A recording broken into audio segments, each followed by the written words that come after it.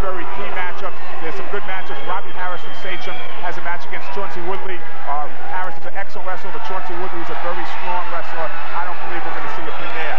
Then you get up to the 157-pound weight class where we're going to see Jason Crabb, a defending county champ at that weight. He's going to be going against Jimmy Lang, an 11th grader. There's a possibility of a pin there, but I really believe that, again, we're not going to see too many pins unless Sachem really wrestles their type of match. You just saw the Longwood sign, and I pity that sign because it's not going to be in one piece much longer. And you see some of the crowd here. We expect a full house on both sides, Sachem and Longwood. Tommy, put your seatbelts on. They're ready to rock here this evening. Not only crowded, but it is also loud and will only get louder as the night progresses. And you know, when you put a 15, a 14, a 15, a 16-year-old kid in a situation like this, and they know they're coming out for all the marbles, #1 and #2 on Long Island, #1 and #3 in the state, they get themselves so sky high, psyched up. I mean, they just wrestle beyond, you know, their capabilities sometimes, and you never know what you're going to see. Coaches sit down and they plan strategy and they decide, well, we can get 4 points here, we can't give up 6 points here. But when a kid gets out there and wrestles in a situation like this, almost anything can happen. Emotion takes over, you just go. Case in point, last year, Jimmy Masali, Sachem thought it would or knew it had to win that 100-pound match last year, yet Masali maybe wrestles beyond his capabilities at that point in time, and it turned out to be critical towards the win for Longwood. Absolutely right. You had Robbie Harris wrestling at 100 pounds, you had Masali wrestling him at 100 pounds. Going into the last 30 seconds of the match, it was tied. If Harris on top would have just stopped going for the pin and just rode him out, it would have been a 2-2 draw, and when you go back, each team gets 2 points. Sachem didn't get any points. Add 2 points to theirs and take the 1 point away that Longwood had, and that will be it. Here we have Longwood keys to wrestling, and I really don't know. We may have to come back to this because I think we may get blown out here, but their keys basically they have to win 7 of the matches. They don't have to pin, but they have to win 7 matches, and they have to be in the lead after 167 in order to win this meet, in my estimation.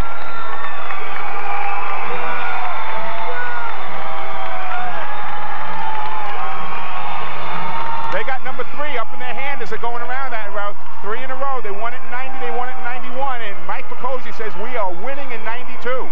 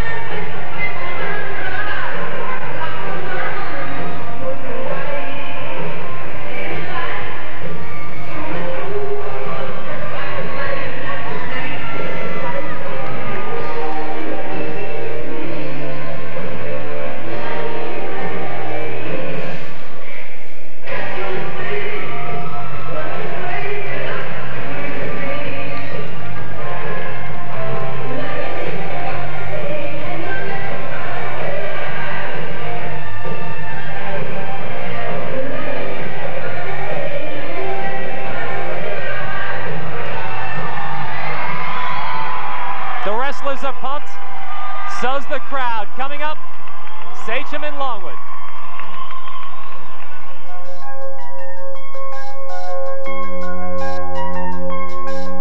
Do you have Cooley's anemia? What is Cooley's anemia? Afflicted children must receive blood transfusions every 2 weeks and also endure painful 10 to 12-hour continuous injections every day of their lives. A cure is within our reach, but we desperately need your support to knock out this killer for good. Help us kiss our kids goodnight, okay? Not goodbye.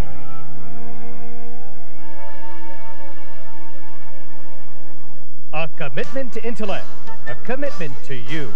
In the true tradition of liberal learning, Adelphi provides a new era of education and self-exploration. There's a lot of big school atmosphere, but at the same time it's very personalized. The classes are small and the professors know who you are. For more information, write to the Office of Admissions, Adelphi University, Garden City, New York, 11530. Experience the commitment. Experience Adelphi University.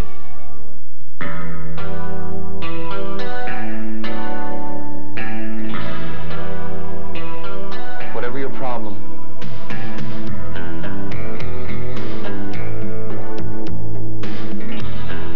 however you feel,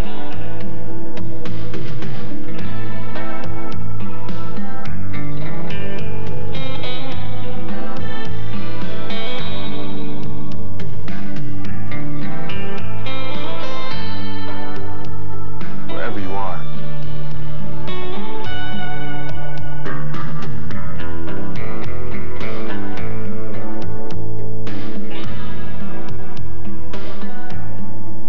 we're there for you. The Boys Town National Hotline, 1-800-448-3000. There's no charge, and you can call anytime. The Boys Town National Hotline, 1-800-448-3000. Tommy, first thing we want to point out, along with the matches from the 100 to the heavyweight, we also have 2 exhibition matches, which will be bookends for tonight's telecast. That's true, Walt. They're not going to count as team points. The coaches have to decide before the meet whether or not they'll count these matches as team points. It was decided that they will not count for team points. As you see Jason Kraft, Eldridge, I'm sorry, that's Kerry McCoy out there shaking hands, the captains from both teams. The matches will not count for team points. However, you can't tell these 2 wrestlers when they walk out on the mat at 93 pounds right now that doesn't mean something. When you have a crowd of 2,000 people here and they're wrestling, it doesn't matter who wins or who loses, they're going to get their team off on the right foot, whether or not it counts as team points. Team points or not, it's still Longwood versus Sachem. And on the mat right now, there you see Dustin Zachar for Longwood and Chris Ferrari taking the match for the Sachem, the mat for the Sachem Flaming Arrows. Okay, Dustin, you see there in green. Dustin's a 9th grader. He took 2nd in the Anderson Memorial Tournament up in Syracuse, New York, and that's where Longwood earned their first place rank in New York State by beating and knocking off Fulton, which is a perennial power up in the Syracuse area. Just in case someone not familiar with wrestling rules, you have 3 2-minute periods. To go over the scoring real quick, Ward, you get 2 points for a takedown. A takedown is when one of the men, you start in a neutral position, when one of the men gets in control behind the wrestler, brings the other wrestler to the mat. And you can see right there, the Sachem wrestler, Chris Ferrari, is in on a single leg. He's in pretty deep. He's up high on the single leg. He's going to try to work his way behind, and right there he got his 2 points for the takedown. Chris is a 10th grader. He's a year older than Dustin. He won the Herrick's JV tournament so far this year, but up at 100 pounds. This is the first time this year he's down at the 93-pound weight class. Started out at 91 pounds back in the December, and you get 2-pound weight advantage for the month of January, 1 pound again for February, and if you're lucky enough to get to March and go up to the New York States and Syracuse, you get another pound at that point. Chris also placed in the Sachem tournament this year and went up with the varsity team up to upstate when Sachem wrestled Mahopac and New Paltz. He won his match against New Paltz, however, he lost to Mahopac. And Dustin placed 2nd in the Anderson Memorial Tournament. One thing about both clubs, Tommy, you mentioned places like New Paltz, Mahopac. We talk about an upstate tournament. These teams like to travel, take on best in the state. They really do. They don't avoid anyone. If anything, the Fulton team from upstate has avoided us a few times down here on Long Island, but Jack Mahoney will go anywhere, anytime to wrestle anyone, and Mike Picosi will do the same thing. You saw there was just a, well, it wasn't a neutral. He still has control, and Tommy Hake is pointing that. A referee, Tom Hake from Sable High School back in the mid-'70s, an excellent wrestler, and is showing that Sachem still has control. The red is Sachem on Tom's hand. You see his green and red wristlets. Sachem still has control with only about 15 seconds left. He's going to lose it right there. It's a reversal, 2 points for Longwood.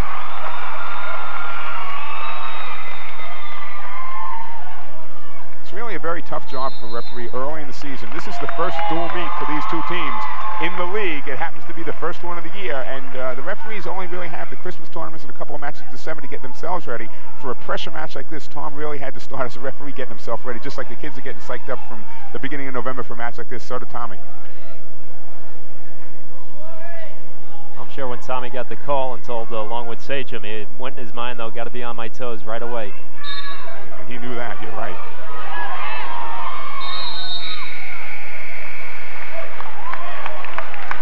Okay, at the end of the first period, the wrestlers, what happens is it depends on the home team. The home team has even matches. This happens to be an odd match, meaning the first match of the night. So the visiting team has their choice. They can either choose neutral, start on the feet again, a down position, or an up position. That match right there was Sachem's choice, and Sachem chose down. They decided to take down.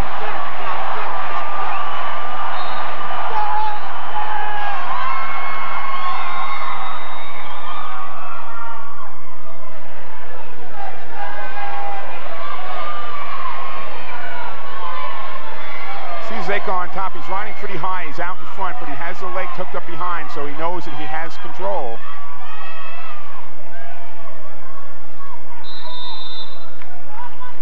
We're only in the second period of the first match, Tommy, and this is an exhibition match. Already we've had rumblings from the crowd, and you know, we're going to have the explosions later on. Sure, the anticipation is there, and you know when anyone gets turned to the back, you'll hear this place go crazy, because again, as I stated at the top of the telecast, Sachem really does need the pins tonight, and they need to get some people on their backs from Longwood.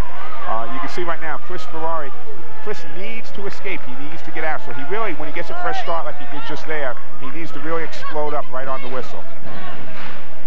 And yet, in talking to with Jack Mahoney, they need the pins, but he says, you ask him, well, what's so good about Longwood? One of the first things he says, oh, it's tough to put on their back. That's exactly it. They don't go over on their back. They're well coached, as obviously both teams are. There's a great move. Reversal on that. Chris came around with the reversal.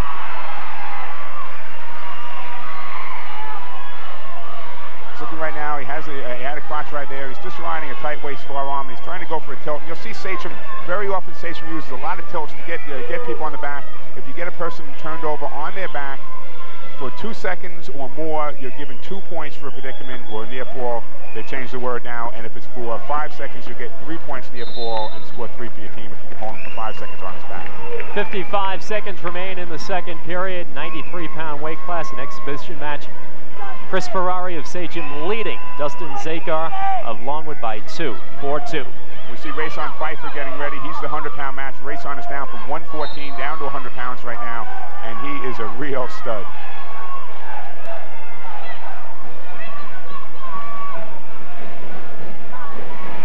Crowd still filing in. Well, they'll come in probably through the first 2 or 3 matches till this place is completely packed to capacity. It is pretty close to right now. You can see, I watched Chris Ferrari's working on top, and he's going for the pin. There he goes. He had maybe a half a count there. There was no points, as Tom Hake showed us. There's no points there, but he's still going for the work. I don't see much coming out of Dustin Zakar. I'm sure Tommy Hake right now is saying, hey, you know, you got to give me a little movement down there on the bottom. Just start getting busy. Tommy, what's the reasoning to say, all right, we'll have this one an exhibition match and maybe at 2, you know, at heavyweight or whatever. What is it, unknown quantities as far as coaches knowing or not knowing what they'll get out of their wrestlers? My belief is that both coaches have to agree. Mike Picozzi at this point right now knows what he has from 100 to 215. He knows that in his mind, that's his winning team. Why take a chance putting a guy out there who may not go? The rule says that during league matches, you have to wrestle 98, which is the 100-pound weight class now in January, through 215, which is the 217-pound weight class. We don't have to wrestle the other 2. We want to give our kids a chance, so we'll send them out there and let them wrestle, but we're not going to count it in team points. You can see right there, it looks like there might be a slight nosebleed. You have Sachem's trainer out there with Joey Davidson, Sachem's great wrestler from the past, and assistant coach Jack Mahoney. And Jack. Joey Davidson, you mentioned, was an assistant, has been an assistant for the past 11 years. County champion 74 at 119. Joey, it's had over 119 now. Just a little bit. We look around at some of those former county champs. Mike Picozzi is probably the only one who's kept his weight pretty close. Kevin Smith, the coach of St. Anthony's, was a 119-pounder back in the mid-70s also, and a great wrestler from Smithtown East. He's up around 200, not 200, about 175, 180 pounds now. Chris Ferrari and Dustin Zakar are on the mat right now. Ferrari of Sachem, Zakar of Longwood. Ferrari with a 4-2 lead, 1:45 remaining third period. Okay, now the position that Dustin Zakar is in right now is he's down by 2 points. However, he is on the bottom, and he has the possibility to reverse his opponent. He can reverse Chris and gain 2 points for the draw. He could escape, and that's what he really should be working for, to get the 1 point on the escape. And at that point, he can take down Chris and win the match 5-4. Again, Chris with the lead is going to try to work for his back points and try to turn Dustin over. That's his job right now to do. Get a look at Mike Picozzi, his Longwood Lions, two-time defending county champs. How about Mike? He's only in his 8th year. He had 59 wins, only 10 defeats in the 8 years at Longwood, and what a job he's done taking over that program.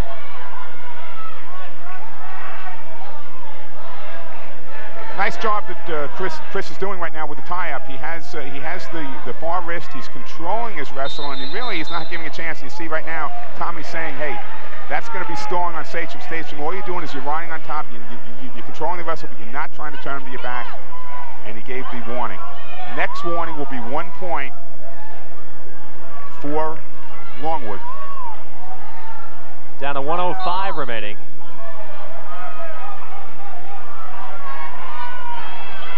Now, Chris can't afford to give up 2 here. If anything, he can give the 1 point. He can give the escape, but he can't give the 2, and he can't hang on that wrist.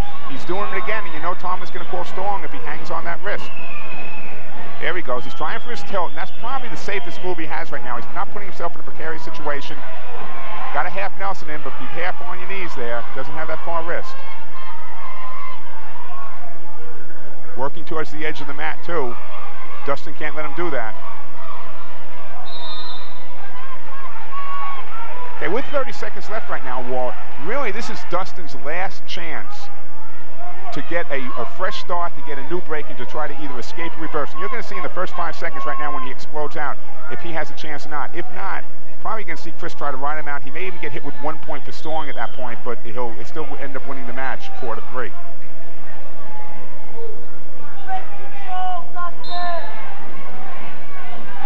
Dustin really didn't do too much there trying to come up. That was his opportunity, and he's not doing anything on the bottom either. Here's someone in the crowd yelling behind us, Tommy, wrist control, Dustin. Okay, if Dustin, who's the bottom man, controls the top man's wrist, then he has the ability to sit out like he's trying to do right there. He can, if you control the wrist of the top man, you can get out. Now let him go. Whatever you do right there with 8 seconds to go, don't let him get 2 on you. If anything, turn him loose.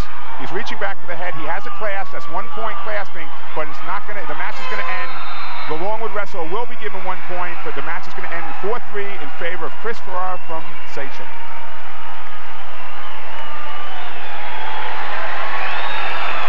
Happy wrestler right there, regardless that it is an exhibition match. Chris Ferrari outpoints Dustin Zakar, 4-3. And give 1 point to Mike Picozzi for not counting that match. I mean, again, that's coaching, and you know, you can say whatever you want to say about avoiding people, not doing things, but as a coach, you want to do whatever you can to help your team win within the boundaries of the game.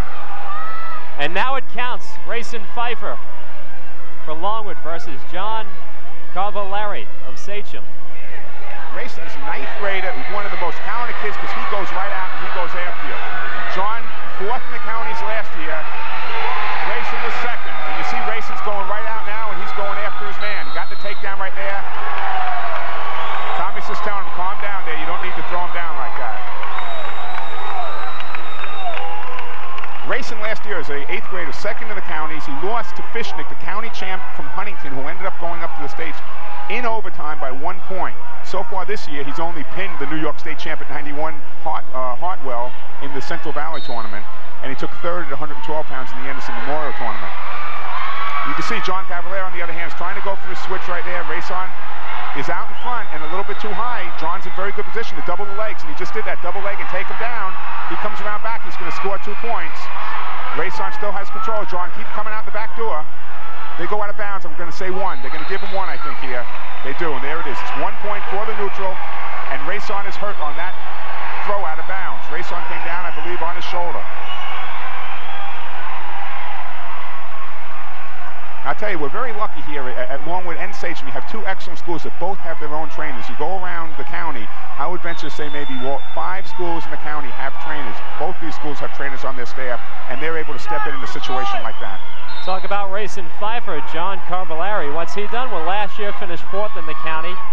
He lost to Pfeiffer in the league tournament last year, then won the Herricks and Sachem tournaments this year, plus 2 dual meets. 2 dual meets against 2 county champs. Mayapack Upstate County 1 champ and New Paltz the County 9 champ. The champ from county Section 9, not county, Section 9 and Section 1. And he is a very good wrestler also. We have a 2-to-1 score. John has to be very careful though on his feet because Rayson came right out and took him down before. Let's see what happens. 55 seconds remain, first period. 100-pound class. There goes Rayson in the upper body. He's going for the throw, and if he can get John over on this. Rayson gets in deep on that overhook up top.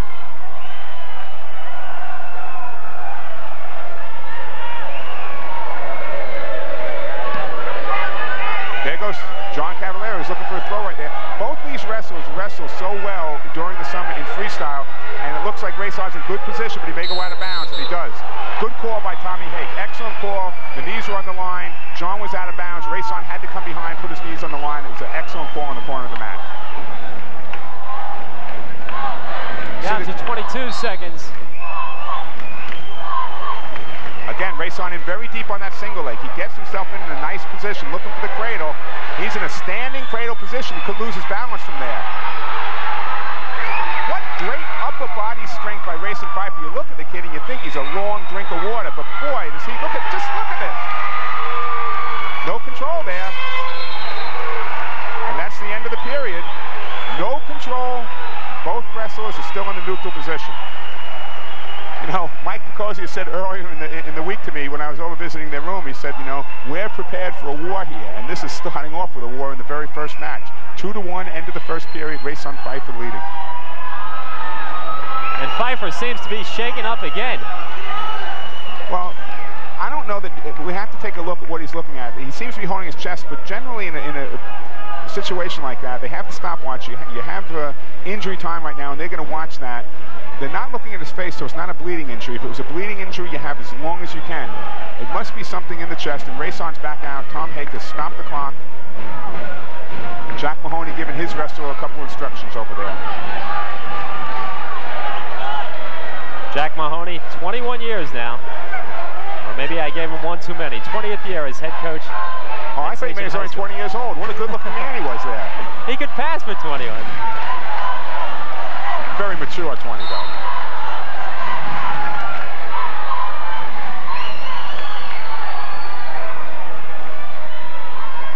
Okay, you see right now that we have John Cavallero on top. Rayson probably chose down this period. John will have the down next period.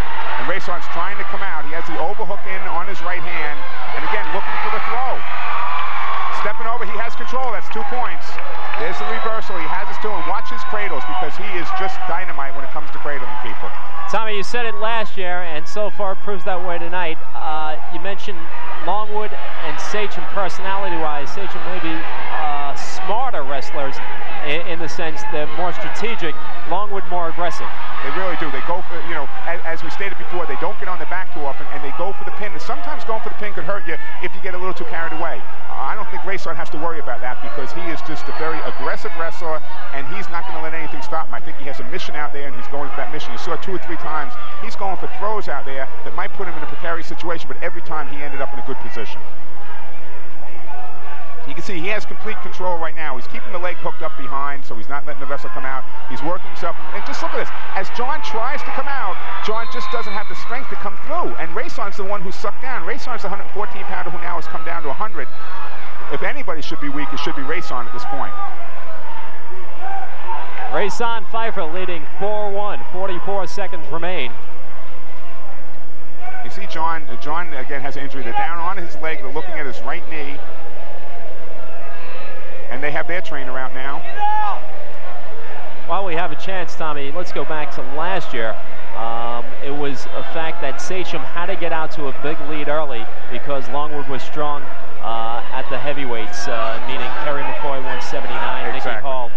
What about this year? Is there any? It's completely mixed up, Walt. It really is. You have weights like 100 where both teams have a 3-0 lead after this weight. Nobody knows what's going to happen here. You go up into the middle weights and there's a match after match where Sachem says we got this one, but we're losing that. Longwood says we got this, but we're losing that. So it goes back and forth. You can see right now Rayson up with a 4-1 lead, and right off the bat there may be back points given. 1 count. Tom Hake just gave a 1 count there. He didn't get the 2, so there's no predicament, no near 4 points.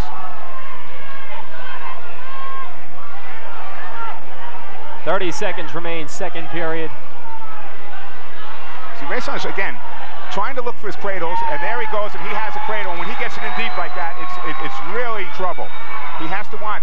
good job by John keeping that leg. As long as John Cavallera keeps that leg and doesn't go over, there's going to be no back points. Tom's saying, hey, 45 degrees, you haven't cranked him any further, because you can see how deep John Cavallera is on Rayson's legs. Now, Rayson is really trying to get the points right there, and he's up. He has them. That's 1, 2. He's got at least 2 points out of this, and the time is going to run out. He's not going to be able to come up with 3. Score will be 6-1 at the end of the second, and you can see that cradle that we had talked about. He really has a dynamite cradle, because when he gets it locked up, it's almost impossible to come out.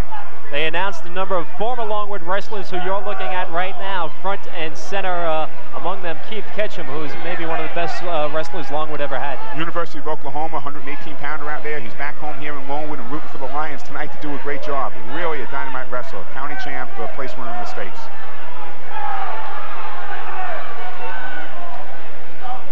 You can see here a little strategy. Rayson's tying his shoe and doing it very slowly. Everybody's catching their breath out there, including the ref, Mr. Haight. It's like the guy who's lost his contact lens for a few seconds. Oh, there it is. Now that I got my breath back.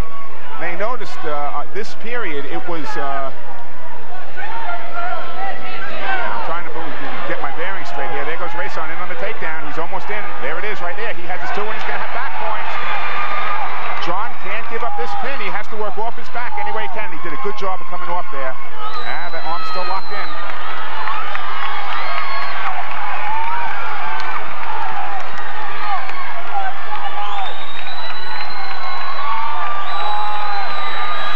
You can see Cavallera's headgear.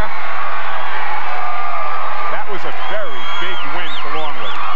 I don't think too many people expected a pinpoints out of that match. 3 points maybe, 4 possibly, but no pinpoints. And that really sets Longwood up in a great position. That's the one pin Sachem will give up this whole meet. Support, please. Big advantage to the Longwood Lions. Rayson Pfeiffer post an early pin. Didn't do it with his cradle either. Did it with a throw. We're using the upper body in the beginning of the third period, choosing, and I was trying to find out here whom had the choice in the third period, and I believe Rayson was the one who chose his feet at that point. He knew, he felt he had an upper body advantage. Okay, we have the 107-pound match. Tom Mangiello, the Sachem wrestler, going against Jimmy Masawi, an 11th grader. Jim Masawi, an 11th grader, League One champ in '91, a 20-3 record. And Tommy Mangiello, a 10th grader, 1-1 record so far this year. Wrestled 91 pounds in 1991. So far, he's won the Herrick's JV tournament and second in the Sachem tournament. Yet last year against Sachem, he wrestled at 100, beating Robbie Harris. Exactly, that was a key match, and he got his takedown here, and again, he's going for his pinpoints. Longwood is coming out here and wrestling very, very aggressively in the beginning of the meet. As we stated before, each and every match that we have, and we have 14 of them tonight, are going to be exciting matches. There's an arm bar in there. He's using the arm bar. He's going to try to turn his wrestle over, and Tom he's saying, no way, you're not going to get me over just with one arm bar. Tommy Mangiello, like Jimmy Masawi, wrestled at 91 pounds last year. Finished second in the Sachem tournament. Then injured his shoulder in the Herrick's tournament. Or excuse me, that was Todd Hoffler. That's really the reason, Walt, that Tommy Mangiello is out there right now. He may not be the best wrestler Sachem has. He's right up there. He and Hoffler go back and forth. But Hoffler defaulted, and Jack Mahoney doesn't want to take a chance of giving up 6 points on a default. If Hoffler got injured, it would be 6 points to Longwood. So he put out Mangiello with the hopes that Mangiello can win the match, and if he doesn't win the match, he will not get pinned. One of the twists of being number 1 and 2 year after year, like Longwood and Sachem often are, sometimes you could be maybe the second best wrestler in your league, maybe even in the county, but you're not be the starter on your team. Unfortunately, anybody who's behind a kid like Kerry McCoy on Longwood or behind a Jason Kraft on Sachem, you just don't have the opportunity to show your wares until next year, hopefully, when you're a junior or a sophomore, you can move up and show. And it shows year after year. Last year we had some JV wrestlers from Longwood and Sachem who placed in the counties. Shows you how good they are. And a credit to the total program that Sachem and Longwood put on the map.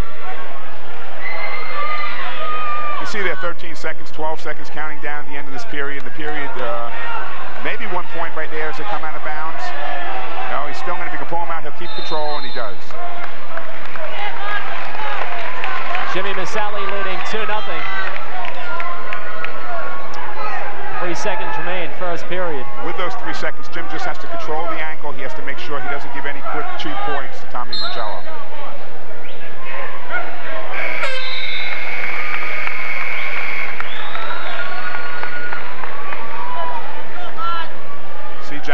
over there. You can also see behind him Mike Newell, assistant coach. Joey Davidson down on the knee right there. Have a Longwood wrestler getting himself mentally prepared. And you talk about a sport like wrestling, which is just so difficult to get out there, and there's only 2 people, and there's 2,000 people in this gym, and they're only watching 2 people right now. And the mental preparation, besides the physical preparation they have to put in, is just such a fantastic thing. One of the differences, too, comparing, say, wrestling to basketball, football, lacrosse, a lot of your varsity, what you'd call starters, because you have weight classes of 100, 107, 114 pounds, are not juniors and seniors, but rather 9th graders, 10th graders, sometimes even 8th graders. Sure, because they have the light weight and they grow as they go up. And that's another reason why they give the weight allowance during the season. You start off at 91 pounds, to say on a 91-pound weight class in December. It goes up 2 pounds in January to 93. It will go up to 94, and then eventually March to 95. They give you the growth allowance. A lot of the wrestlers, though, try to get down to a weight, and they really, have to be very good at dieting and watch the weight. Be careful right here. You have Jimmy Masali getting up way high on his wrestler. He has the arm. He's trying to go for back points, but if Tommy Mangiolo can get up and shake him off, he's going to get some. Tommy Mangiolo's going to get some points out of this. He's trying to get himself up to his base. Tom Mangiolo, the bottom wrestler in black from Sachem, needs to get to his base, and well, there goes Jimmy, and good job by Jim to get back in control. Now 58 seconds remain in the second period. Tommy, it doesn't sound like much. 3 2-minute periods, 6 minutes, not much. But when you're out there, every second must seem like an hour. It certainly is, because it's a full physical effort for that full 2 minutes. You catch yourself a breather for a couple of seconds, you got another full 2 minutes. And if you've ever boxed, it's just like getting in a boxing ring. You go 3 minutes, and you made it through the first round. When you get to that third round, you're pretty tired at that point. Can't even hold those arms up.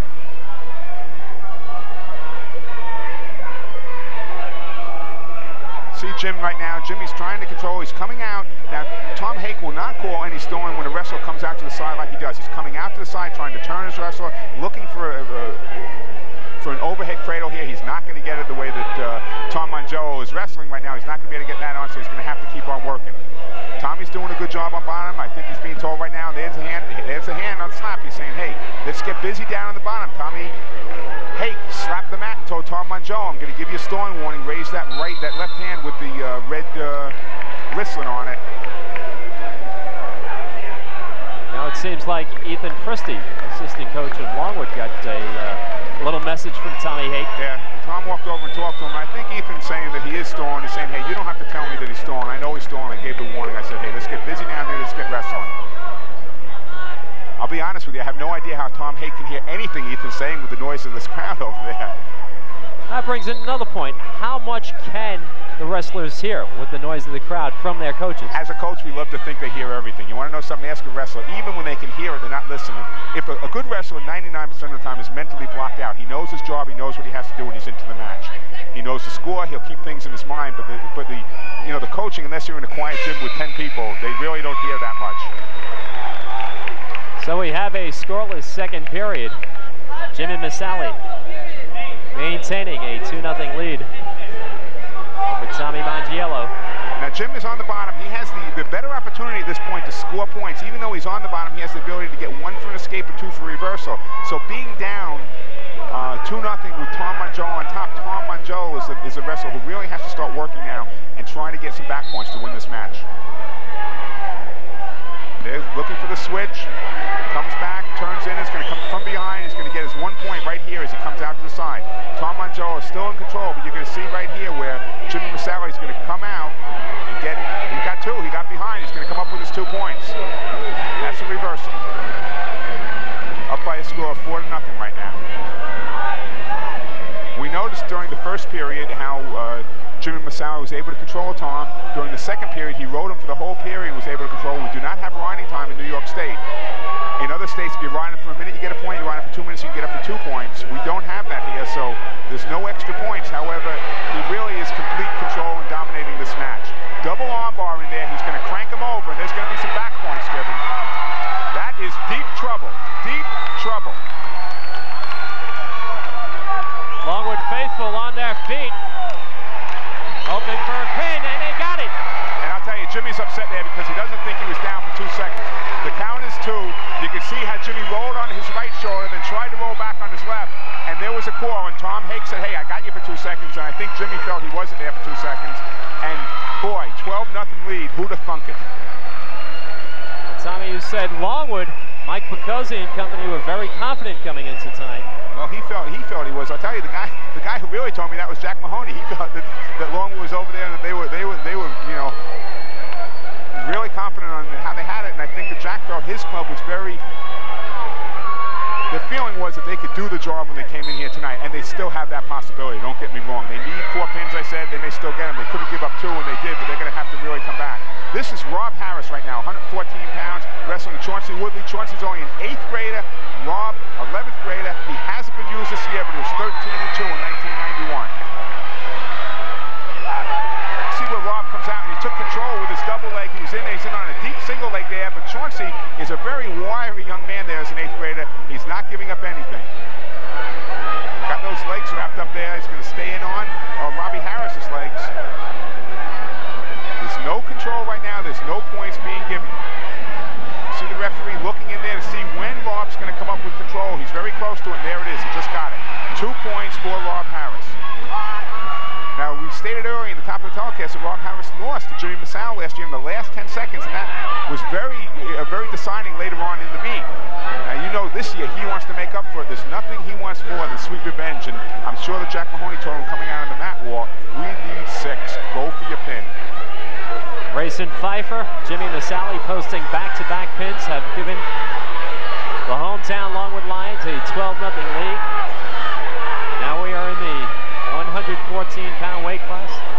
Rob Harris of Sachem versus Chauncey Woodley of Longwood. Rob's looking to turn Chauncey over. He has the arm twisted deep over. He just can't get him over. He's right on the edge of the mat. Chauncey is all smart wrestlers, knew his position on the mat, and knew he just had to turn in to get out of bounds to get a fresh start. Robbie Harris leading 2-0, 34 seconds remain, first period. Unfortunately, Rob last year lost a wrestle-off, didn't even get a chance to go into the league tournament.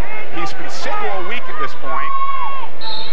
They had a wrestle, a 121-pounder for Sachem, John Kagan, who also came down and made the weight. And Jack Mahoney really didn't know who he was going to use in this meet until we just saw Robbie take them out a little while ago. Rob Harris, by the way, a bronze medalist in the Empire State Games.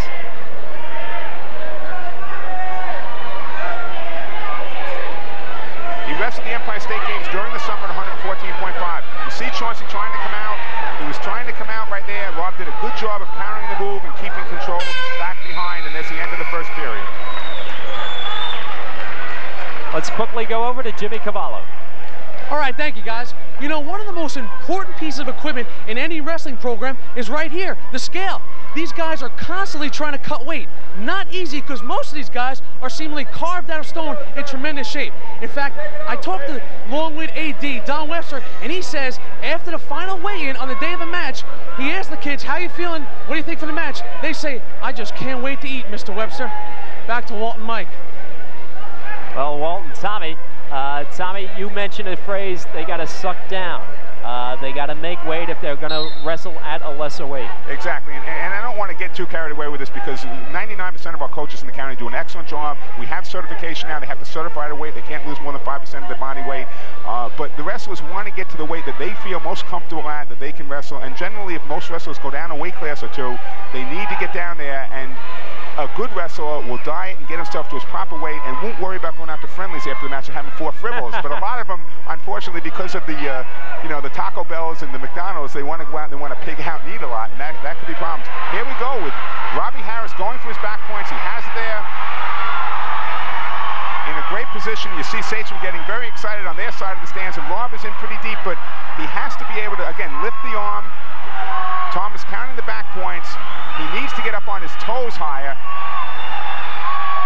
Chauncey Woodley fighting steps back. Now he's in deep. Now he's in very good position. Chauncey turned back over and gave Robbie that extra impetus. Tom can't see in there, so he's feeling in. You see he's feeling with his hands. He's very close to a pin at this point right now. Again, we don't have a camera on that side, but he's saying, no, you just don't have that shoulder. Chauncey's fighting. He's keeping his shoulder up. I can see air in there. The left shoulder's down, is the right shoulder down. Tom's feeling in again with his left hand. Robbie Harris needs to get that chin into the chest. Work There you go, deep.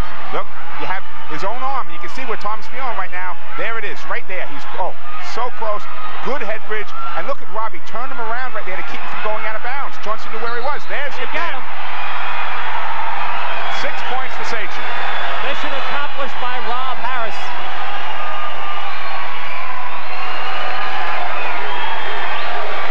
And Rob did the job he was set out to do. As I said before, everybody has a job.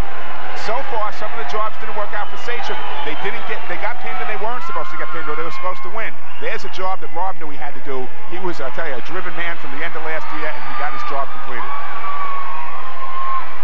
Okay, we're at the 121-pound weight class right now. We have Pat Casale, an 11th grader from Sachem, wrestling Matt Simonton, 10th grader from Longwood.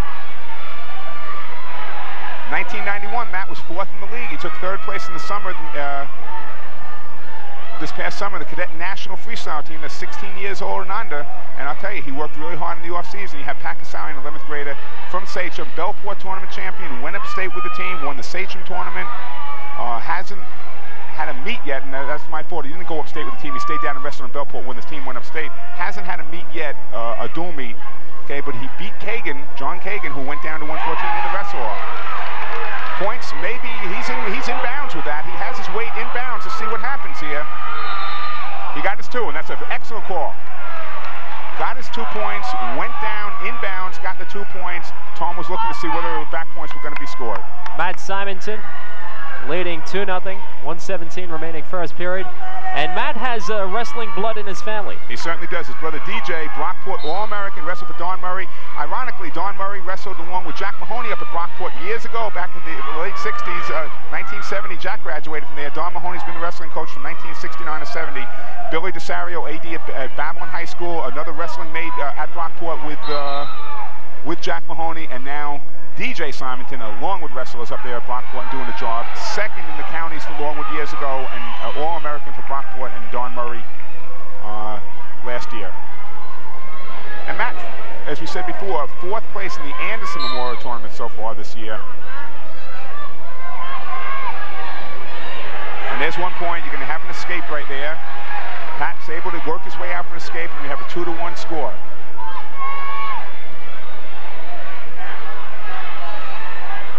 Matt Simonton also placed 3rd in the Cadet Nationals. You saw Pat shoot in. He's shooting in on a single leg. The overhook is in by Matt Simonton. It's in pretty deep, but there's no control there. Knees are out of bounds. Okay, there, he calls it out.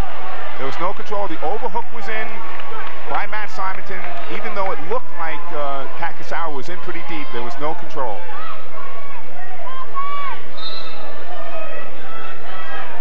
Both wrestlers sending their man up, trying to look for something, look for some opening that they can take advantage of. Right there, it looks like Pat may have found it, and he got it. Just spun behind. Very easy takedown for him right there. Little mistake that on Matt Simonton's part. Pat Casale now from Sachem is up with 10 seconds to go, 3-2. Not too much action at the bottom wrestler right here. Time running out first period. Pat Casale with the 1-point lead, 3-2 as we head into the second period. Tommy, you mentioned Casale wrestling Bellport tournament, Sachem tournament.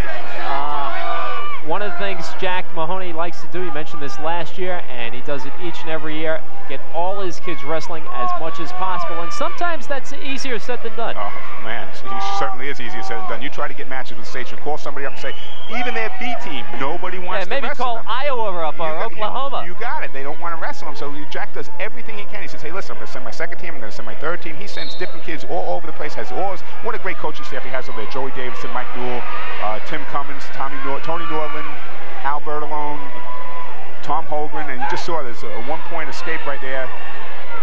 And you have Pat up 4 now. He's up 4-2. But he does everything he can. Uh-oh.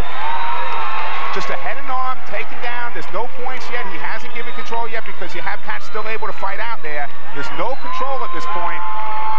Right there, I think you're going to see where the control is going to be given up. Right now, nope. Illegal headlock. He's calling it illegal hold. It looked to me from our angle that there was control. Tom Hake was right on top of the situation. He says the arm isn't in there. You see Mike Picozzi saying, hey, I think he had the arm there. Tom is showing him it's not the arm, it's the wrist. What a great camera shot right there. He's saying, Coach, you're wrong. This is what it was. Tommy's one of the top-rated refs. You saw Mike didn't even argue. He said, that's what you saw, ref. You got the call. Great call right there. I couldn't see it from my side. I thought he was going to have control on back points. He didn't. And that's, I'll tell you, that's a huge turnaround. Instead of being maybe down now 6-4, he's up 5-2.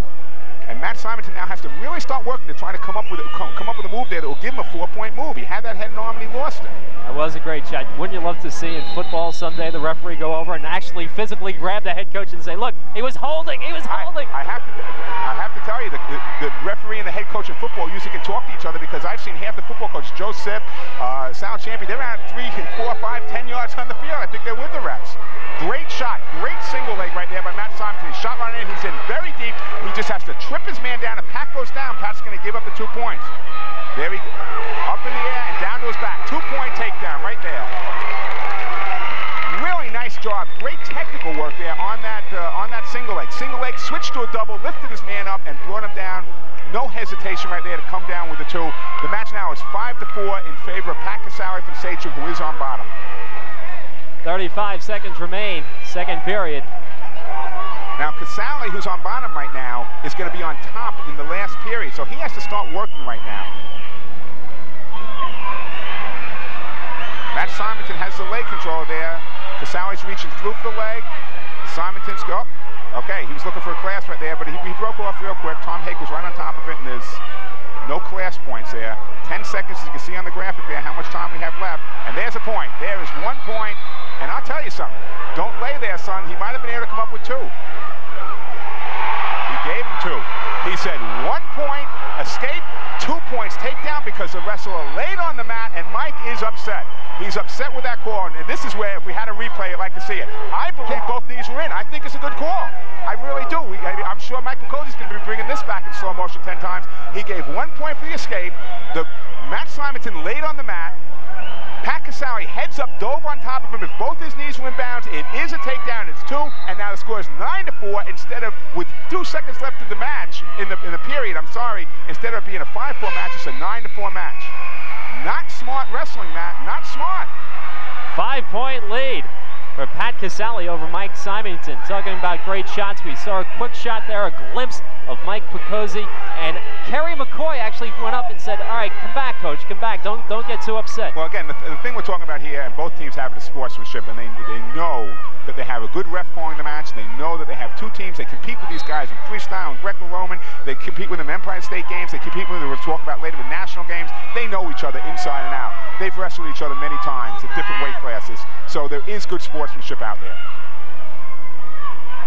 After posting a 12-0 lead in the first 2 matches with back-to-back pins, Sachem now coming back down 12-0. Sachem got the pin from Rob Harris, and now Pat Casale leading by 5, 135 remaining. I'm surprised we haven't seen him. Matt, I was going to say, I'm surprised we didn't see Matt Simonton trying to come out initially. He's saying no. He's giving him a point for an escape. He's saying, yeah, when you threw your Grammy roll right there, you came out. There was no control by Pat.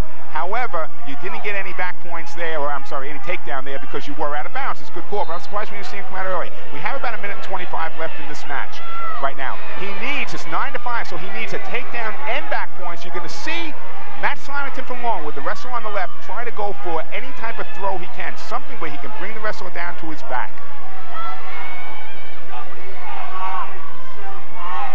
Hey, little off balance there on the Sachem wrestler's part. Pat Casale, I'm surprised Matt didn't take advantage of it. Looking for a little trip there, a little throw. Pat is in good on the single leg, and all he really has to do is hang on to that.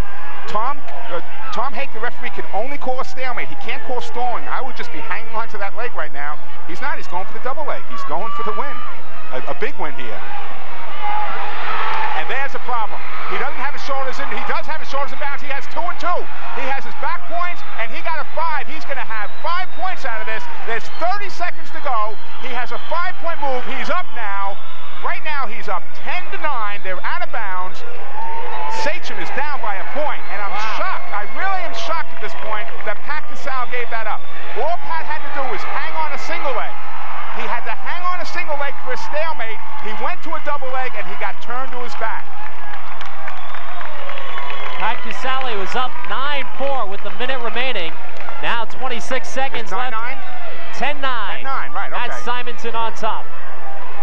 I got blocked there by a headshot. It's 10-9, Simonton on top. Now, Casale has advantage. He's down. He can go, right now, he can go for 1 point for the escape. I don't know that he's going to go for his 2. Let's see what he's going to try to do. You just have to roll. You see right now, 22 seconds. Matt Simonton's hanging on. He's keeping in control, and there's not much he can do right there. He's up high. He's going to get out. He's going to get his 1. We got a tie. A tie will be a draw. 2 points for each team. Let's see who's going to go for the 2 here.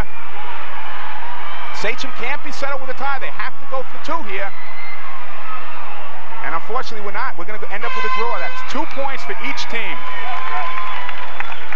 2 points to each team gives Longwood a 14-8 lead. You're watching Cablevision's Long Island Sports Network. Challenging, competitive, cosmopolitan, a co-educational experience like no other. Adelphi University. Drawing upon a century of academic experience, Adelphi concentrates on a higher education that stresses the fundamentals of liberal learning. At Adelphi, we'll help you to develop new interests and establish your focus in life. It's a commitment to intellect, a commitment to you. That's the Adelphi commitment. Fridays are fabulous on Cablevision's TV6. At 6 p.m., controversial Long Island issues explode on Hot Topics. Later at 9:30, Joel Martin takes a local look at a few more national concerns. And at 11 p.m., don't miss the stereo simulcast of Countdown Long Island on the new WBLI 106.1 FM. Fridays are fabulous on Cablevision's local programming channel, TV6. Hi everybody, this is Doug Rayner from Cablevision's Community Calendar, and I hope you're enjoying the game. But remember, bringing you heated hometown sports is part of the TV6 programming mission all year long. Through coverage of high school sports and community events, Cablevision's TV6 allows you to tune into what's happening in your neighborhood. It's TV that hits home. Now sit back and enjoy the rest of the game.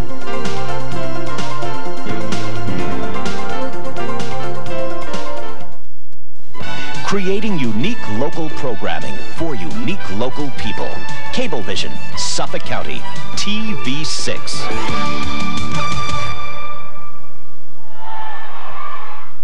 On the mat right now, 128 pounds, Jason Schuster for Longwood. And that's Sean O'Hara for Sachem. Sean O'Hara's a senior, and Sean's been in this match last year also. Sean is a great wrestler. He was a question mark coming into this.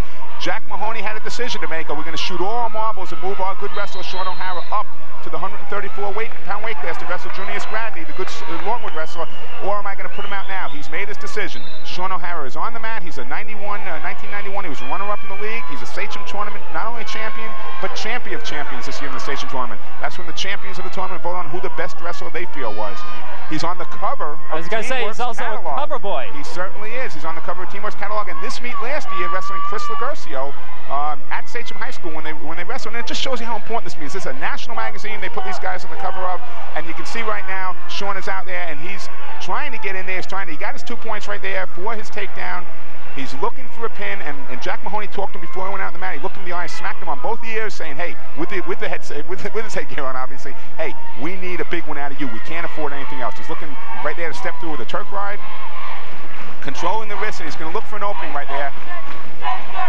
Sean is a good tilter. He knows how to get a person on his back by using a tilt. He's using his legs here, trying to tilt his man over, and that's Jason Schuster. He's only a 10th grader, won the Valley Central tournament, 126. And he is right now on his back. There's going to be back points given very soon. Here's the count. Sean O'Hara. Boy, I tell you, he got a grapevine on the legs that he just lost. He had the arms. He basically had him wrapped up right there, but wasn't able to put him away. Jason is doing everything he can to stay off his back, and that's his job. His job coming into this match was do not get pinned. He just didn't do his job right there as Sean O'Hara came up with a pin, and that puts Sachem right back in the match. We have ourselves one heck of a bout here. Critical match. Sean O'Hara coming up with the pin in the 128-pound class. Let me tell you something. We go back to coaches. When they drew up what they thought, that's the first time, that's the first one that anybody thought. I think Jack Mahoney thought he'd get a pin there. There was never a thought of a draw in the match before that. There was never thoughts of pins in the beginning. You know, the first thought just came through right there. Okay, we're in the 134-pound weight class right now. Junius Gradney, that's the Longwood wrestler on your left. He's a senior, wrestling senior Chad Smith from Sachem. Junius last year wrestled 147 in this match, the meet against Sachem. He's down to 134 now. He's such a good wrestler, Mike Picozzi told me. He could wrestle any place between 155 and 134 and probably beat 90% of the wrestlers in the county. He can go almost any weight, very talented wrestler. He beat the Section 3 champion in winning the Anderson Memorial so far this year. He was a runner-up in the Valley Central, beat the Section 1 runner-up, in the Valley Central as he won the Valley Central tournament. Third in the league in '91, he lost to his own teammate Anthony Camisa last year. Again in the counties he lost to him. We have Chad Smith over there, third in the league at 121 last year, and he tied the section runner-up from Mayapack, Jason Youngberg, earlier this year, the Section 1 runner-up. Our sixth match of the night, Tommy, and already it's been a roller coaster ride. Longwood, back-to-back pins, out 12-0. Sachem gets a pin from Rob Harris. Then Pat Casale goes up 9-5 on Matt Symington of Longwood, only to wind up in a draw, a 10-10 draw. And then Sean O'Hara comes back for Sachem and gets a pin. Time for another hill. Sure. Junius Gradney and Chad Smith going at it on the mat. There we go. And that, you know, when you look this over at the end of the meet, that last match was really critical. The draw I'm talking about, not the pin, but the draw was a really critical match because, you know, you had Symington down there, you had Casale in the lead with about 15 seconds to go, and Jack Mahoney, I'm sure, was counting that one already. He was already putting the chalk mark on the board, and he lost it, and that really hurt. See Junius right there. He's a little upset at that point. He's up 3-0 right now. He's upset that he wants to keep him inbounds, and he wants to go now for his 6, and he is a hard worker, I'll tell you. Mike Picozzi feels he has the ability to go all the way in '92. He's vice president of his class.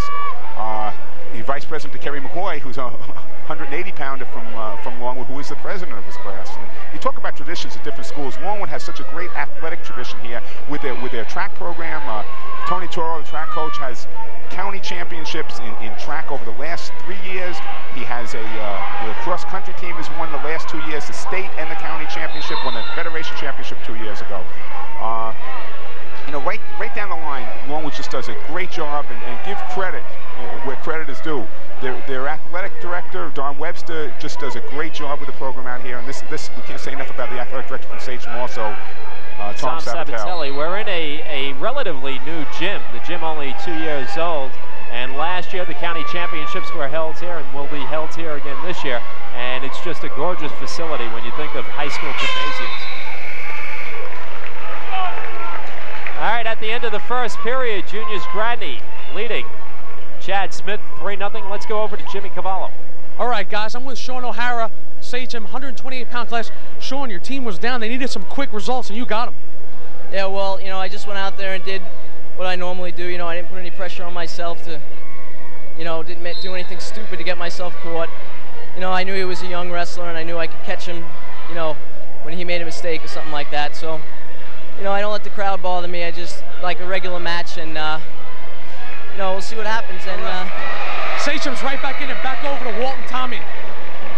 Hey, Sachem's in it. You just saw there, we had Junius Gradney step up. He was trying to lift his wrestle, bring him down. If he could have stepped through the legs, he would have had a Turk ride in on the legs and maybe gotten back points out of it. He's working for the arm right there to try to get to bar up the arm. He's unable to do it. He's hooking up a leg from behind. And really, in the position he's in right now, he's probably not going to get anything out of it because the wrestler's so close. You have Chad so close to the line, he knows he can get out. There they go. They got a fresh start. As referee Tom Hake signals that Longwood is still in control. Speaking of Kerry McCoy, there's a good shot of Mr. Kerry, president of the senior class here at Longwood High School, second in the state last year. And a new way to wear headgear. Boy, I tell you, you see a lot of wrestlers. They have a lot of different styles and a lot of different strategies, but when they get out in that little circle out of the mat, that's when it all counts.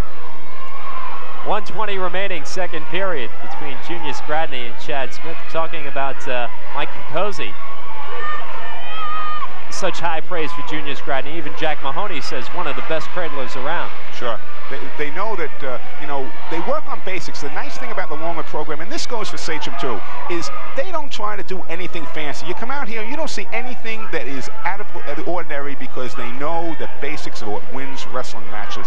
And they do it. They are totally dedicated, both coaches, Mike Picozzi and Jack Mahoney, to their total program. They get down with the kid wrestlers, they go down to the junior high, and they just work it from day one. They have certain things that they strive for, they set their goals, and they achieve their goals, and they've done it. It reminds me, years ago, Lindenhurst under Jack Stambro, who was Jack Mahoney's coach, and Brentwood, okay, under Joe Campo, were just two of the best teams in the state. And you can see right here for the tilt. There he's going. You see Junior Scratney going for the tilt. He's trying to get Chad over on his back, and you can see Tom's hand in there saying, no, 45 degrees, you haven't brought him over. And he's looking for that tilt to get back points. And they learn these during the summer when they wrestle in their freestyle tournaments. You've seen more and more tilts come into play in the folk style type of wrestling that we wrestle here on the high school college level. 5 seconds remain, second period. Junior Scratney, a 3-0 lead against Chad Smith, 134-pound class. You see Jack Mahoney at this point a little concerned. You don't know what he had, what strategy he had. Where am I going to be at the 134-pound weight class? He has a big decision to make when it comes up to 157, and he knew what points he wanted to have by then. But I really don't know in his head where he wants to be right now. But you can see there, that's where he is, 14-14.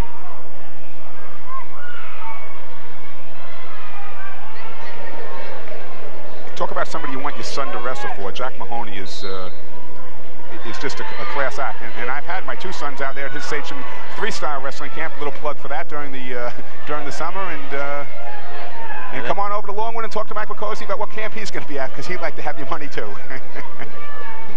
And another thing with that, it just goes to show the coaches, it's not just a wrestling season, it's wrestling year-round. Between Empire State Games and camps and the dual meet season, county championships, state championships, never stops. It really is. For the dedicated wrestler and the person who's only a wrestler. You also look on the Longwood team, a lot of football players. I mean, these coaches don't make those kids come into the room and say, you can't go out for another sport, but those kids who are dedicated enough can stay in that room all year if they want to.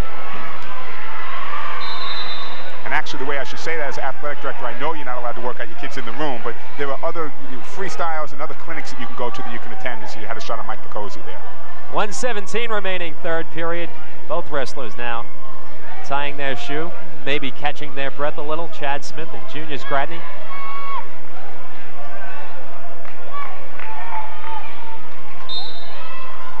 No, even though this is only 1:15 left, Junius has been in complete control of this match as he gets his 1 point right there and goes up by 4-0.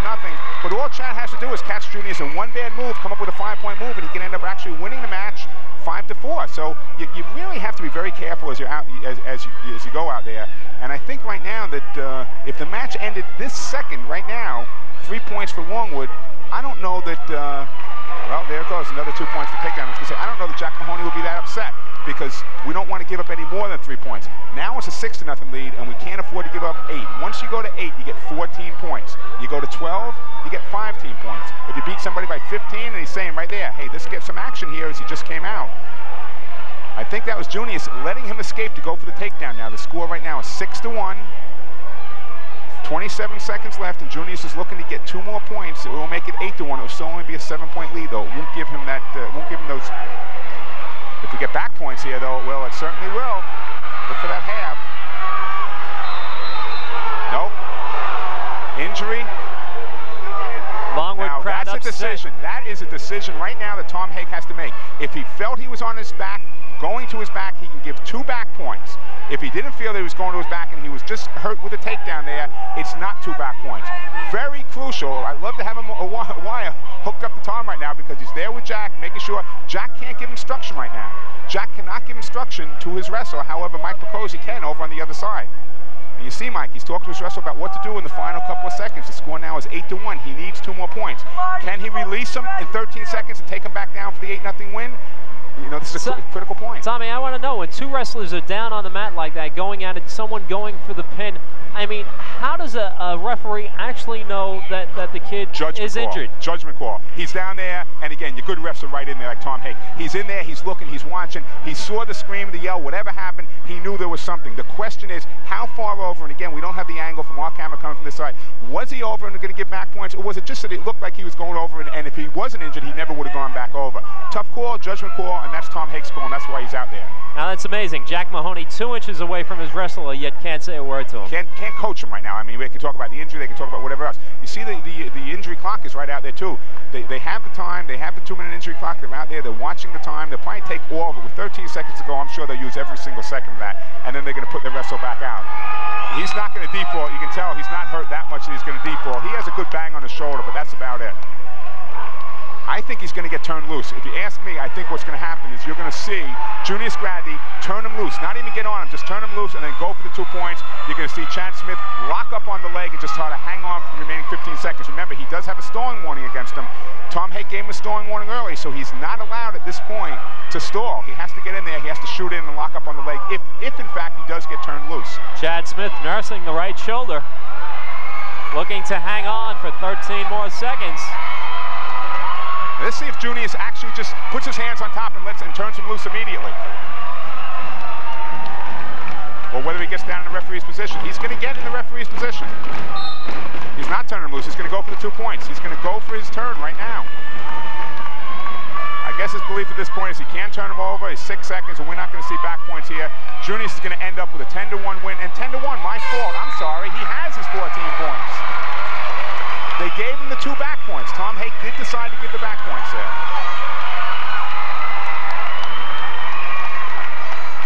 And again, another critical match. Sachem couldn't lose that match by more than 13 points. They lost it by 14 points, so that hurt. Junius Gradney giving Longwood an 18-14 lead. That was the 134-pound weight class. On the mat now at 140. Dwayne Thompson for Longwood.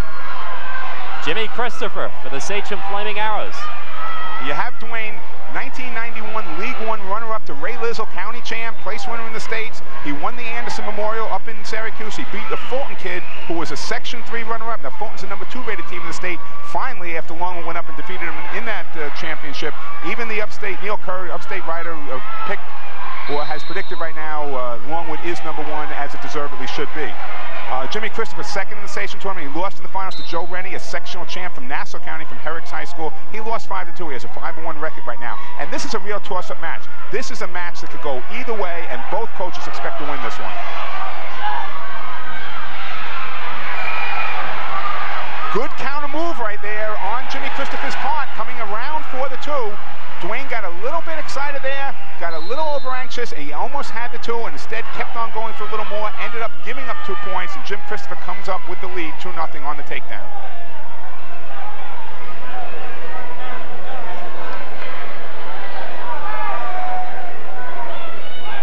.113 now remaining first period.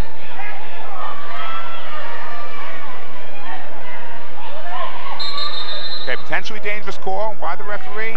Once you put the legs in and you come up off the mat and get those hands off the mat, it's potentially dangerous. Get that little piece of paper off the mat, Tom.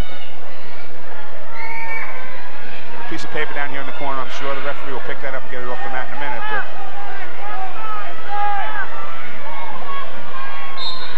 Sachem's Jimmy Christopher, 5-1 as a senior. And again, his only loss. Good hike, Tom. He just hiked that piece of paper right through his legs and got it out of there. Good hike by Hake. Once again, Jimmy Christopher's only loss to a county champ. Nassau County champ, Joe Rennie.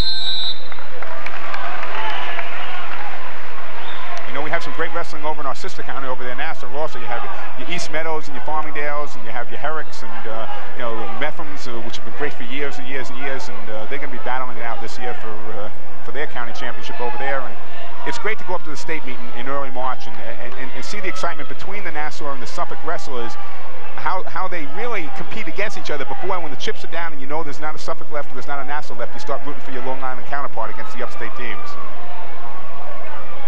You can see we have a contact lens right now that's out. As you see Dwayne Thompson go back there, and they're looking over here as Jimmy Christopher's getting his contact back in his eye. That's got to be awfully tough to do because you're all pumped up, your adrenaline's flowing, every inch of your body is just all nerves bouncing around, bouncing around. Here, put in your contact lens. I think it's tough enough just to learn how to put in a damn contact lens. I'll tell you, I wouldn't be able to do that. I don't like anybody going near my eyes like that. Let's get a little more of this Visine on here and see what we can do. Dwayne Thompson. You can see there's no talking going on over there. Mike Picozzi has nothing to say to Dwayne. He says he knows what he has to do. He has a job to do. Let's get out there and do it. And Dwayne's just waiting. He says, give me my opportunity.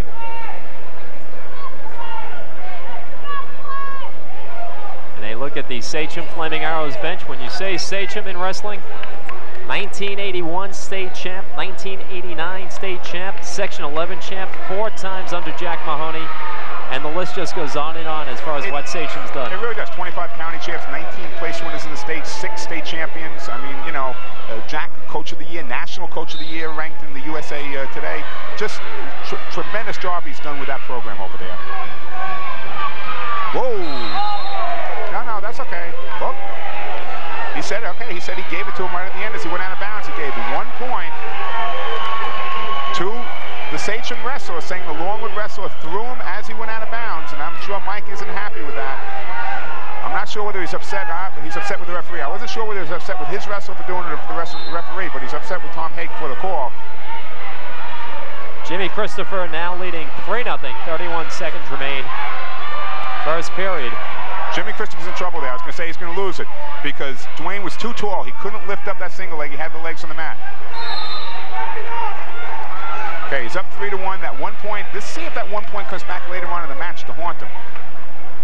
Instead of it being a 2-1 match and a takedown putting him in the lead, the takedown right now for Dwayne Thompson will only give him a tie. We have about 10 seconds left here in the first period.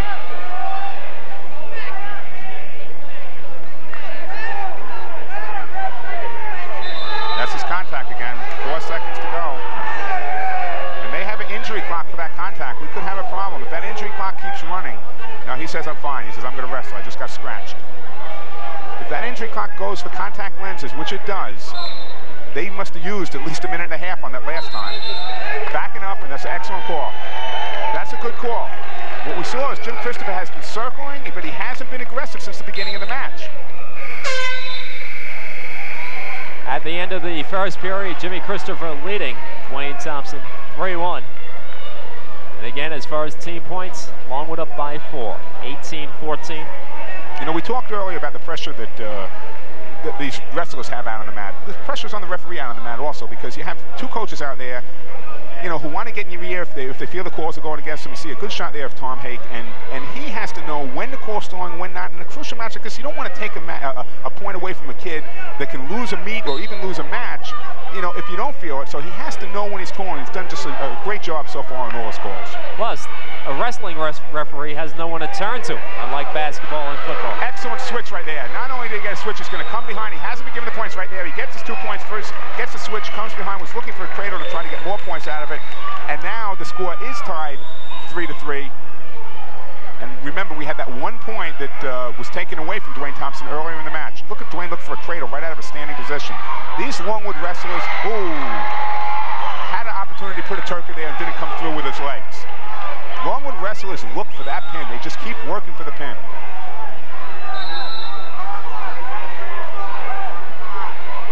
Dwayne Thompson, a running back on the Longwood Lions football team during the fall.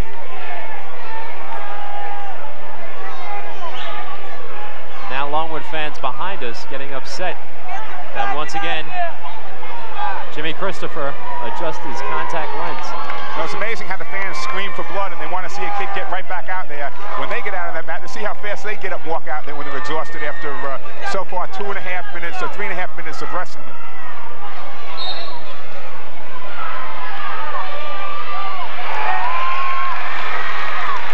£140 weight class. And you see right now, Dwayne Thompson is tying up Jim Christopher, but he's staying behind. Unless he comes out to the side, Jim really can't do much to get out. In order to pin somebody, you have to come out to the side. I'm sure Tom Hake is watching that also. He's saying, hey, you're in control, but you know the top wrestler isn't doing much now either. He's looking for the pin. He's looking for, to try to get something, but he's not coming out to the side. And there's the 1 point. That's 1 point for him. And he's in deep. He's in nice. If he can come to a double leg and stand up with that, if he can come up with it, he can get his 2. He's not going to get it. He's going to go out of bounds. Has the legs out of bounds. There's no control there. Christopher takes a 4-3 lead. 32 seconds remain, second period. But he's hurt. You see, he has a lot of injury time. He's saying, I want the injury time. He has a head, he has an eye, and he has a chest problem, and so does the other wrestler. The chest problem is called exhaustion. It's tough. But the head and the eye, and I know Jack Mahoney is keeping not only an eye on his head, but he's keeping an eye on that injury time clock right now. He has a man right next to him with it. He knows how much time he has to use. Hey, he's back. Stop the clock. I'm coming back on the mat.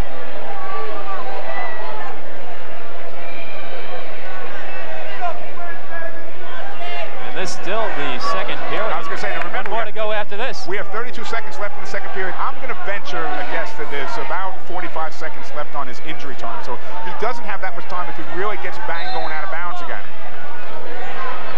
Now remember, the score right now is 4-3. It's in Christopher's favor right now. Remember, Dwayne Thompson will be the wrestler who's in the top position next period. There's a potentially dangerous. Good call.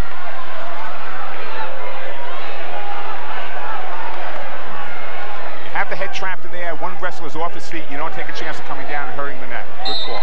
Tommy Hake doing a good job. And it seems in the past few years, at least, Tommy, as far as refereeing, the top 2 teams in the county always get one of the top officials in the county. Well, the name Tom seems to ring a bell. It's a great name. You had now Tom slow down, Tom Howard.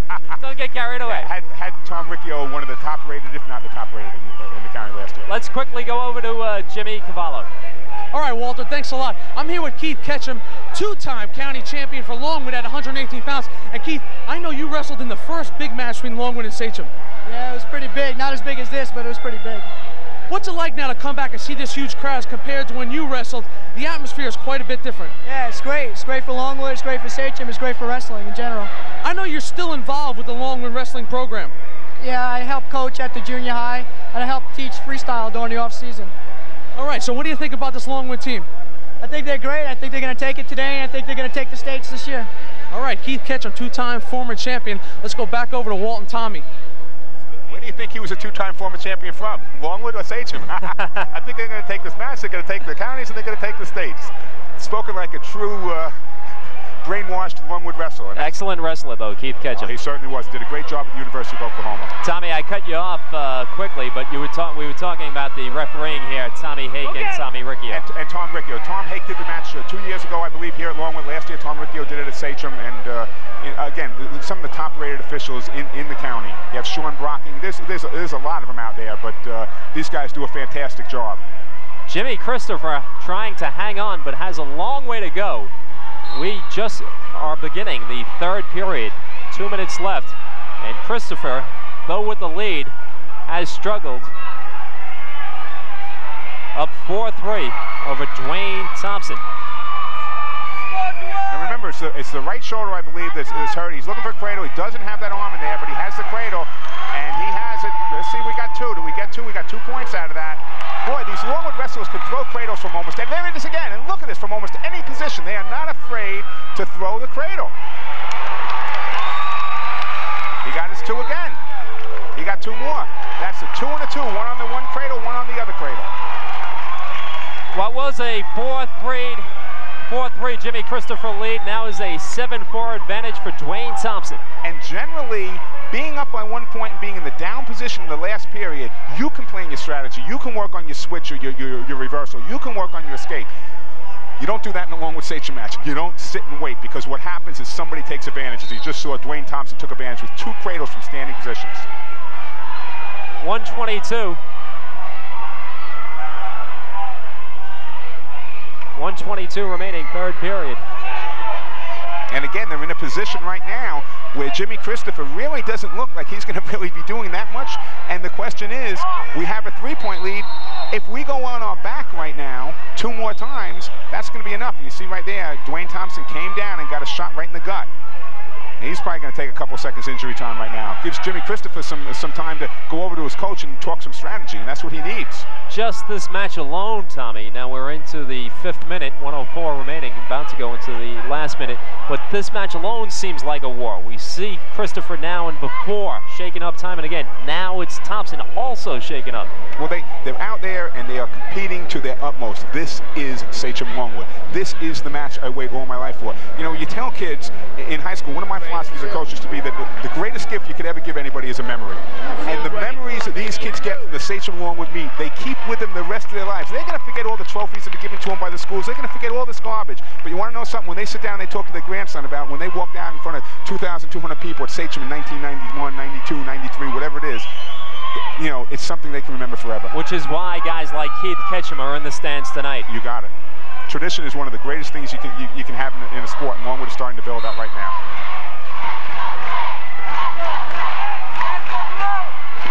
Chants in the background from the Longwood crowd of "Let's go, Dwayne." And remember this again before, there's a move that was just a Granby. He's trying to come out. He's trying to get 1 point at least out of this, if not 2. And I'll tell you, great job by Dwayne Thompson just hanging in there. All he has to do is hang it right out. It's going to be, well, Dwayne could just hang on for a stalemate if he wants to, but Jimmy Chris is still fighting as he's coming out of there. I don't know that you don't have a stalemate situation here that they could just hang in on. Stalemate is when the ref decides neither wrestler can advance, and it's just wasting time right now for Sachem. And I'll tell you, they really need a stalemate or they need to get out of bounds, one or the other. Neither wrestler is advancing at this point. They're going to go out of bounds. All Jimmy Christopher needs is his knee to go out. He got his one. Time a factor, down to 11 seconds. Thompson leading 7-5. Christopher trying to shoot in. Thompson's still throwing though. He's not. And that's it. Well, you talk about 2 wrestlers giving their all on the mat right now. You got one guy standing victorious who wishes he could be over on the side. You got the other guy who's half injured, and the other half is his pride is hurt right now because he needed to win that match. He gave it everything he had, and unfortunately just came up a little short. Dwayne Thompson takes the match, and yes, Jimmy Christopher did come up short, but you really have to be impressed with the way he hung in there, and you could see he was hurting from early on. Absolutely. Both wrestlers just gave it their all out on the mat. They gave the 6 minutes of wrestling, and that's all you can ask a wrestler to do. Here is the match that I considered a real crucial match in the beginning of the meet, and this now is even more crucial for Chris Galini. Galini has to win this match right here. If he doesn't, I virtually say Sachem is out of the meet at this point. 21-14, Longwood with the lead by 7 as we are in now the 147-pound class. Chris Galini versus John Lange.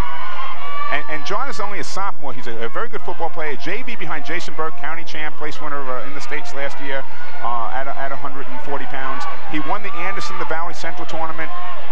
He didn't make the counties last year because he lost in overtime in the leagues to who? Chris Galini. He wants him back. He's worked all summer. He took second in the Cadet Nationals out in Warrensburg, Missouri this year, and worked all summer for one goal. It wasn't to win the counties. It wasn't even to go up and win the championships up at Anderson and Valley Central. The goal was to beat Chris Galini on January 10th. That date has been etched in his mind since last February. So here we are in the rematch. And the rematch even more important right now for Chris Galini. Chris won the Bellport tournament this year. He beat a boy by the name of Gillen from William Floyd 7-0 in the finals and got the OW Outstanding Wrestler of that Bellport tournament. And also, as we stated before, beat John Lange last year, but took second in the Cadet Nationals this year out in Warrensburg.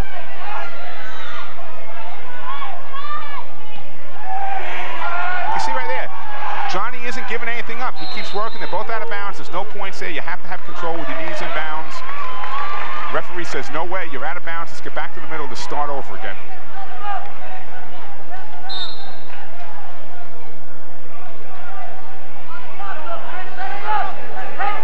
Tommy, I think you said before the telecast, this one's simply a matter of who wants it more.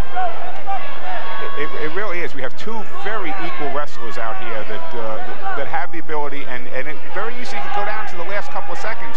It looks like right now there may be no takedown in the first period. There'll probably be an escape in the second period by one of the wrestlers. No more points scored. Escape in the third period by one of the wrestlers. No more points scored. And all of a sudden you have yourself a draw. Oh boy, look at this. Lange in the last 7 seconds is going to come up. He has a very good possibility of coming up with that takedown. to go in the period. 3 seconds, Chris Galini gave up the takedown. You can't do things like that and win meets. You can't give them up in the last 3 seconds. Well, in that instance, what should Galini have done? He could have got in on the leg. All he has to do, overhook the arm, whatever he can get in on. Now, probably what ended up happening, and you know, again, it's so easy sitting up here and talking, he didn't know the time left on the clock. So he was working. If he knew there was only 3 seconds, I guarantee you he could have found an arm to overhook, he could have found a leg to grab in on and just rode out the last 3 seconds.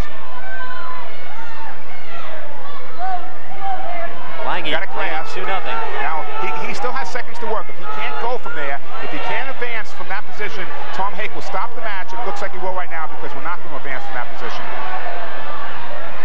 Okay, he's not advancing. Tom stopped the match. He's going to give 1 point to the Sachem wrestler. Chris Galini gets 1 point. The score now is 2-1 in favor of John Lange.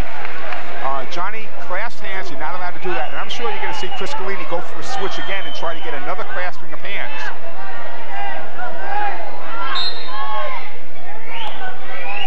Comes out for his 1 right there. Just a short sit, reaches back for the head, turns around, gets his 1. We have a 2-2 score. You got out of bounds, roll out of bounds right there, which he does. Both wrestlers are out, no score. That time he knew where his advantage was. His advantage was to get out of bounds. Good match sense. Lange lost his headgear in the process. Excuse me, Chris Galini.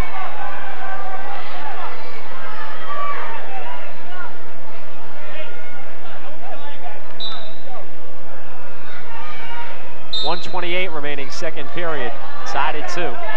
Mike Picosi's very high on Johnny Lange. He says that he's really improved tremendously because of his work ethic. He's decided that he wants to be a great wrestler. He's only a sophomore. His older brother, Jimmy, who we'll see in the next match, is a junior, but Johnny has really, really worked hard to get where he is. And look at this. Just a quick, slick single leg into a cradle, and I'm just so impressed with the cradles that these Longwood wrestlers are throwing from every position on the mat. That is a pin, that is a shock, and that is the match as far as I'm concerned, Walt Fowler. Longwood has just put it away with that win. Wow. John Lange. What a tremendous match, and again, what is it? It's aggressiveness. Lange gets back after losing to Chris Galini in overtime. Tonight, he posts a pin, put up a big 6 points on the board for the Longwood Lions. They go up 27-14. And now we have Jason Kraft from Sachem. He's a defending county champ at the weight. He's back at the weight right now. He's wrestling Jimmy Lange, John's brother. And this match, I don't believe is going to last that long either. Jason is just an animal, if you want to use that word. Nicky Hall was an animal last year. Well, Jason is the local animal this year. He's a great kid and a great wrestler. Jason came down from 169 pounds, league champ, county champ, 4th in New York State last year, Eastern U.S. freestyle champ over the summer. He toured Russia on the Tour de Monde with Kerry McCoy, who we're going to see in 2 matches from Longwood. Jason has just worked his tail off to get to where he is as a wrestler, being recruited by almost every major college in the United States. Touring Russia and doing so well, Jason Kraft and Kerry McCoy. I would just have to think that it gives both those wrestlers just a level of confidence that maybe no one else here in the gym knows. Let's talk about 10, 11, 12, 13 wrestlers in the United States who get a chance to tour. We got 2 of them on our match tonight. 2 of the 13 in the whole United States. And these guys, Kerry McCoy won over there, the only American to win, and Jason took 2nd place over there. I mean, just a phenomenal experience, you know. Well, you and I are lucky enough to be able to drive to Mineola, you know. These guys are going to Russia. In the first period, scoreless right now, Jason Kraft. Jason, very aggressive here wrestling. Jimmy is really trying to counter everything, wrestling in a defensive position. You know, Jimmy injured his knee last year, didn't wrestle in '91. He took 3rd in the Grecos. I don't want to make this, I think I might have made it sound when I thought it would be a fast match here, made it sound like Jimmy Lange isn't a great wrestler. 3rd in the Greco-Romans this year up in the Empire States. Took 4th in the Anderson, won the Valley Central tournament. Great upper body wrestler. He's a Greco-Roman type wrestler. You can see Jason come from behind there, and he just has to bring his wrestler to the mat to get the 2 points, and he did. Control is right there. 2 points, Jason Kraft, Sachem.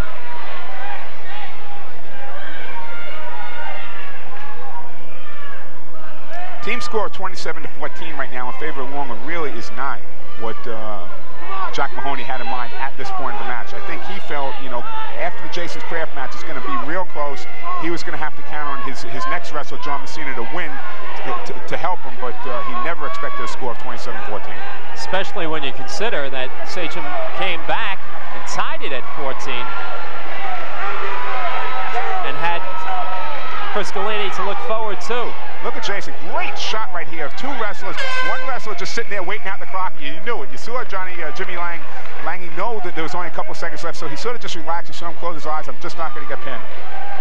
Let's quickly go over to Jimmy Cavallo. Okay, Walter, we're here with John Lange, who just won his 145-pound class. And John, I want to know, what goes through your mind when you sense you can go in for the kill? Just don't let him off your back, squeeze all you can, and just don't let him off, and squeeze it down. Now, right now, John's brother Jimmy is out there wrestling. And John, are you more nervous before your match or while your brother's out there? My brother's wrestling, definitely. When I'm out there, I don't try to stay calm and not nervous. My brother's out there, I just let all my anxiety out. All right, well, in 145 in that class, it's truly a family affair. Let's go back over to Walt and Tommy. Chris Galini took second in the Cadet Nationals, which makes you wonder just how good is John Lange. Amazing, and I'll tell you something, he's going to have our job pretty soon. He speaks very well for a sophomore in high school on the air, and here he is, and I tell you, he's a great competitor. As you see, 1 point escape right there for Jimmy Lange. What a great competitor. He knows, and it's true. You're not nervous when you're out there. When you're out there, you're wrestling. When your brother's out there, you're just like a coach. I mean, you're into it. You know, you're really nervous, and you know what's going on for your brother. And you're trying to help him out, and it does make you more nervous. When you're out there, a good wrestler is only thinking about his next move, maybe the move after that. You step ahead. You don't have time to think about nerves. 1:39 remaining second period. Jason Kraft leading Jimmy Lange 5-1. Jimmy just tried to go right there, just tried to go for a throw, tried to throw an overhook in to try to break loose, wasn't able to. Jason got the takedown on that, and Jason now is going to try to turn him. Be careful with the way you are inbound, still in control. See, Jason right now has to be very careful. Jason has two things. He has to wrestle for Jason to win this match. It's important for him. But Jason is also wrestling for Sachem, and he's trying to go for a pin. He may get a little too aggressive out there in trying to go for those pin points. Just take your time, Jason. Look for your opportunity and try to take advantage of it at that time.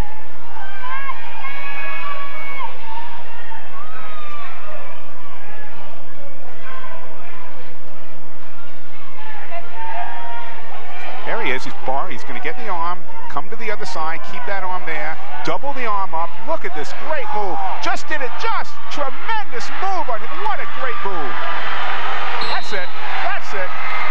Unbelievable. Jason Kraft. Technician. We talked earlier. Technician. These are things that you don't get just by wrestling. You get him by wrestling time after time after time. He knew what he wanted. He worked and he took his time. And I said he can't get too aggressive. He wasn't too aggressive. He knew exactly what he wanted. He went for it. He locked it up, and bang, he put it away. Got the pin, and he also got the win. Jason Kraft, Kerry McCoy, common denominators. We spoke about their experience in Russia. Also recruited by everybody and anybody in the country as far as colleges. And they can go wherever they want. They both have good grades. Kerry McCoy, we'll see in the next match, has 3.94 cum. We'll talk about that in a minute. Let's talk right now about Eldridge Role Williams at 169 for Longwood, who just got taken down by John Messina. John moved up from the 155-pound weight class. He's now up at 169, and he's wrestling Eldridge Role Williams. John Messina, third in the league at 155. Eldridge with the reversal lost to McLaughlin from Floyd last year. McLaughlin took second in the counties. He lost to him in the leagues, and then this year he's taken fourth in the Anderson Memorial Tournament before he defaulted. He has a shoulder problem right now, and he has to be careful. Let's go, Eldridge! Sitting in with that, he has a half Nelson in there. He's sitting in with a crotch and a half Nelson, and you can see Kerry getting ready, getting himself mentally prepared for this match. He has a match. John Abley, who he's competing against, as good as Kerry is, John Abley beat him as a sophomore, and we could be in for a real barn burner down the end now, 27-20. And when Kerry McCoy takes the mat, this place is going to erupt. It certainly is, because Kerry can decide the match at that point. If Kerry wins, it will put the meat out of sight. See John Messina on the mat for Sachem.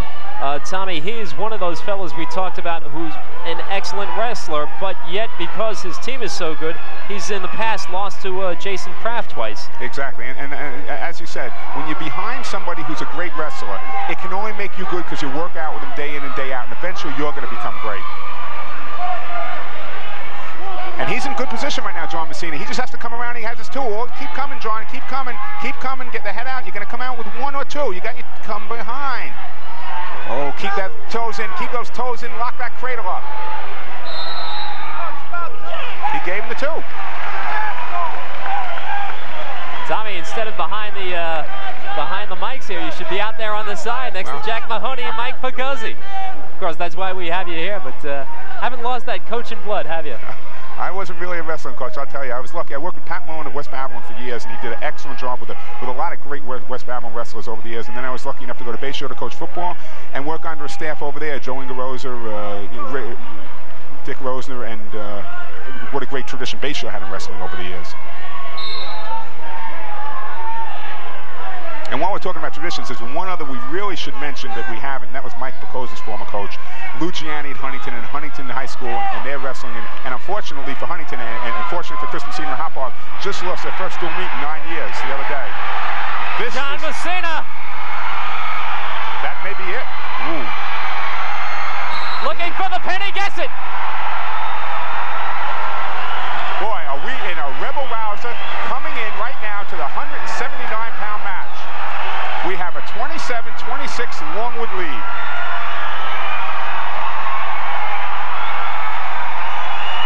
Credit Sachem twice tonight. They have come back. Down 12-0. Well, they got the pins they needed now. What they got to do right now is they're down by 1 point. If they lose to Kerry McCoy, but beat Adam Forster Toby Elmore beats Adam Forster by 4 points or a pin, they can win the meet. Sachem down 12-0 early. Tie it up at 14, go down 27-14.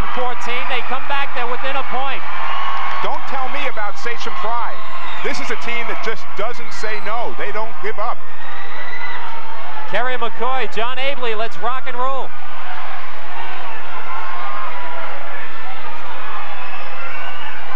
Now, a couple of stats on Kerry McCoy. A couple? No such thing as a couple of stats on Kerry McCoy. League champ, county champ, section champ in '91, second in the states, 27-1 record, lost 4-3 in the finals of the states. We stated before how he went to Russia over the summer with Jason Kraft, the only American to win over in Russia on the Tour de Monde. He won the freestyle championship over there. He won the Greco-Roman and the freestyle championship in the Empire State Games. President of his class, 3.94 cum, in on a dump right there and out of bounds. Now let's go to his counterpart, John Abley on the other side. John Abley, good wrestler. How about beating Kerry McCoy 2 years ago? Last year, taking second in the league to Kerry McCoy, 6th in the county, after he lost to Kerry in the semis. He won the Herrick's tournament this year and got the outstanding wrestler. He beat 5th place New York State place winner last year, Gino Brown from Newburgh Free Academy, and he was the Empire State gold medalist. And talk about respect of these two. Empire State gold medalist at 192 for John Abley, because Kerry went up and wrestled at heavyweight. They don't want to go at the same weight to give Long Island something great. There's a boy, just a nice dump. All that was a fireman's dump to his back. It's a 5-point move for Kerry, and John can't give up this pin. It will lock the match up. You can't give it up. Abley in trouble. Did a great job of fighting to come out.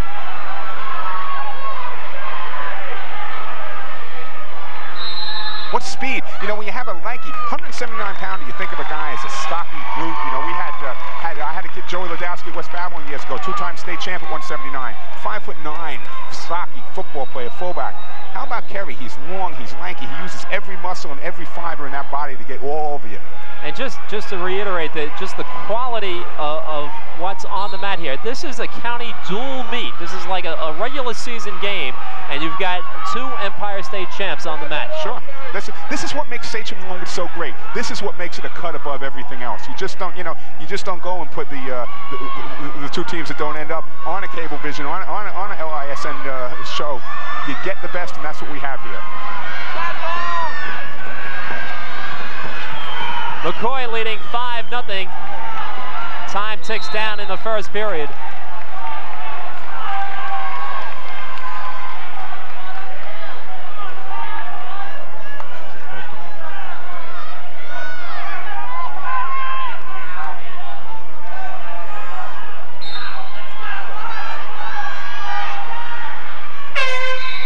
Kerry McCoy leading John Abley after 1. Let's go over to Jimmy Cavallo.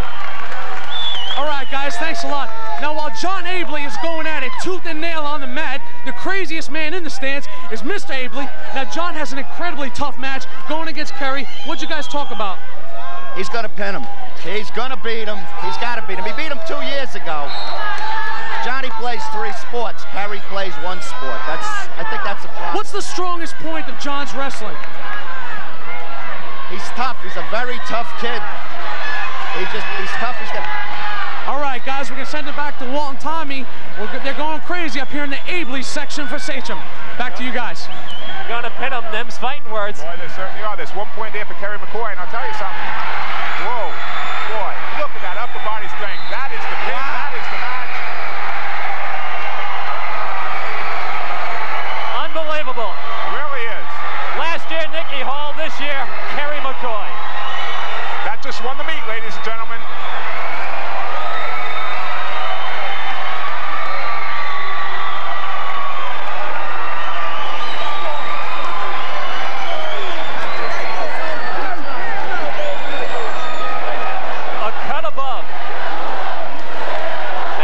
Chance start.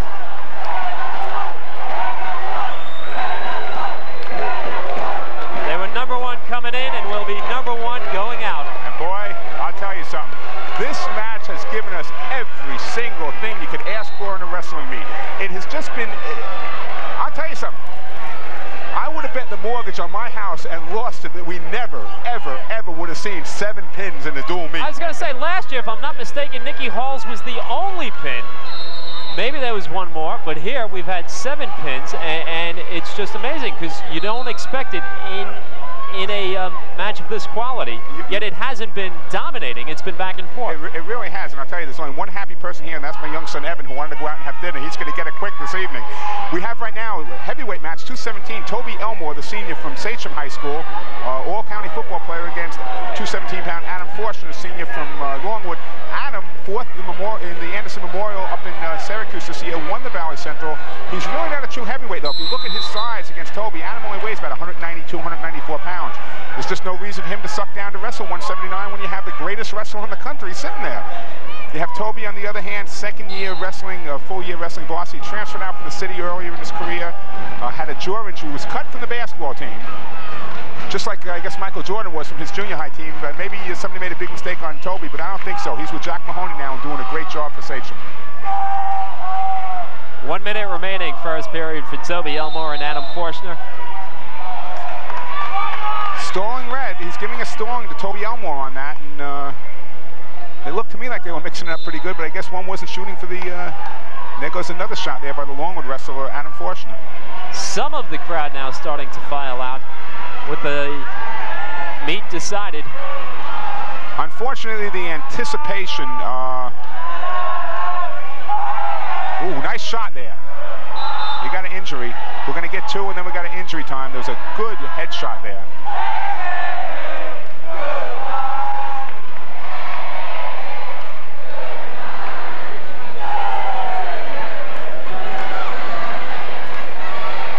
Though Sachem lost for both sides, it's a fun Friday night from 7 o'clock when the match starts on.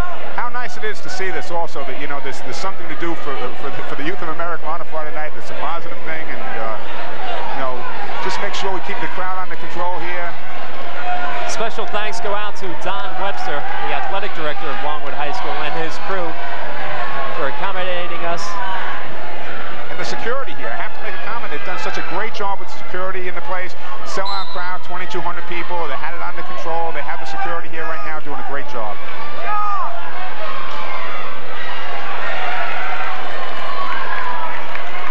There's the escape by Forstner. Elmore back in, lift up and comes down, not in bounds, so it probably will both go out of the tuck.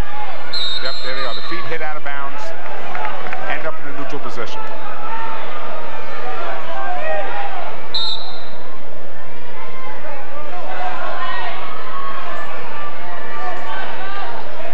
Well, I tell you, if Kerry McCoy didn't pin John Abley, it was just a 3-0, you know, a 3-point win, we'd have a match right now where it would be 26-29, 26-30.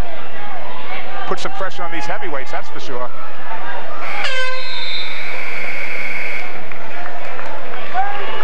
Let's quickly check in with Jimmy Cavallo. All right, guys, I'm here with Kerry McCoy, who, to put it bluntly, just sent the Flaming Arrow fans ballooning right out here. And Kerry, I know it's the first thing you did after you won was go up and hug a very special person. Yes, last year after I won, I went up and hugged my mom. So this year I figured, what the heck, I'll do it again. All right, Kerry, I know you beat John Abley, but you and him are pretty good friends off the mat. Yeah, during the summer I do a lot of freestyle Greco-Roman wrestling, and a lot of that the Sachem guys participate in, and he's one of the guys that I, often work out with and stuff. All right, Kerry, congratulations. And 30-0 is Kerry McCoy in Suffolk County. Let's send it back to Walton Tommy. In the second period, 1:38 remaining for Toby Elmore and Adam Forstner. It's Adam Forstner now shaking up.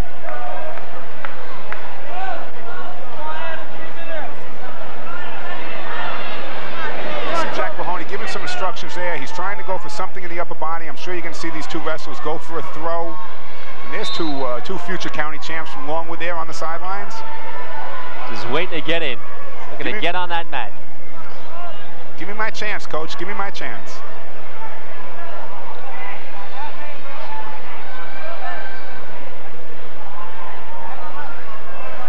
See, Toby Elmore's trying to tie up on the top. Nice drop in there by Adam Forstner. Adam dropped in on the single leg, wasn't able to hold it though. And they're out of bounds. Tommy, let's look ahead now. Longwood wins this one. They go on and will be favored to win the county championships, but when you get to the league tournament and county tournaments, we've talked about Longwood and Sachem. You touched on briefly Huntington and Hauppauge, two excellent programs over there. Okay, when we get to the league tournaments, okay, the other teams that they have to be counted in League One, which is just a tremendous league. You have Patchogue Medford up there, which has a very good program. Craig Kelsky's done a great job with that program also. You have Connecticut, so you have some programs there that are going to give some competition. And don't count Sachem out of the league tournament or the county tournament right now because of the depth. You saw when they came out and shook hands before the match, there were 85 kids over there on the Sachem team, and then Longwood has the depth too. They just didn't bring those guys out. There's going to be 2 points given here if he can get behind. He has the 2 points. Knees on the line. He's saying he's out. And they bring them both back up. But then you get down to the smaller schools, and a school like Amityville has a great wrestling program and a great tradition down in the lower leagues, and will always come up and place. Rocky Point has come on tremendously in the last couple of years. They'll come up and they'll squeeze into the county meet, someplace in 7th, 8th, 9th position, because they'll place 1 or 2 guys either win or high up in the counties, and a couple other kids will come through. 20 seconds remain, second period. Toby Elmore leading Adam Forstner by 1, 2-1. Toby's saying that Adam's a little slippery there. He's saying I want to wipe him down a little bit.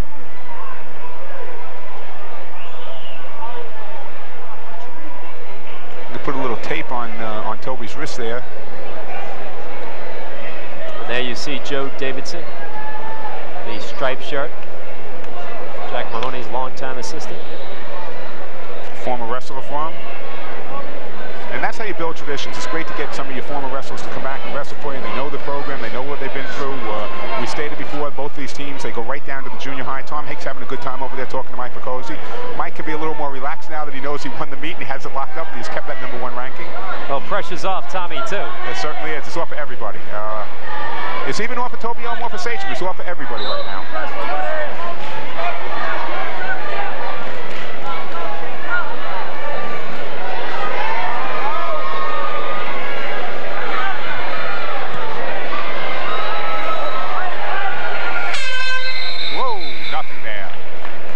So at the end of the first period, Elmore maintains his 1-point lead.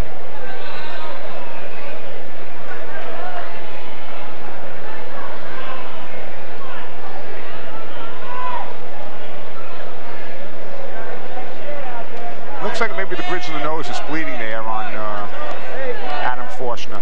Got to hand it to Mike Picozzi. I mean, he's beaten Sachem now 3 years in a row.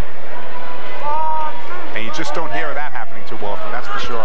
But like you said, down the road, there's still the league tournament and county championships to contend with. And then you can see the disappointment on the Sachem wrestlers' faces. But I have to tell you, even myself coming into this match, I really believe that Longwood might have won it by a little bit more. And that wasn't from talking to Mike Picozzi. It's just from adding things up myself. And I didn't have as many pins in there, but I have to give Sachem credit. They did what they had to do in certain weight classes, and unfortunately made one or two mistakes in other weight classes that really could have turned this whole meet around. Jack Mahoney knew what he had to do and got most of his wrestlers to do it. Take care, John.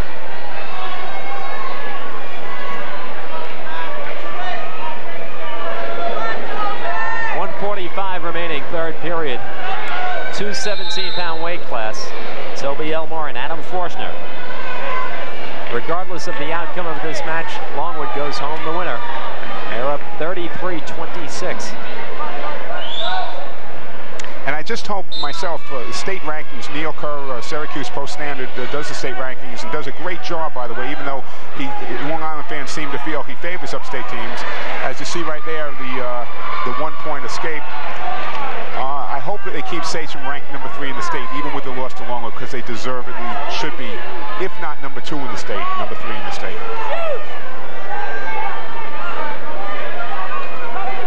Too many other teams try to avoid both of these teams, and if you won't come down and wrestle us, you don't deserve to be ranked there.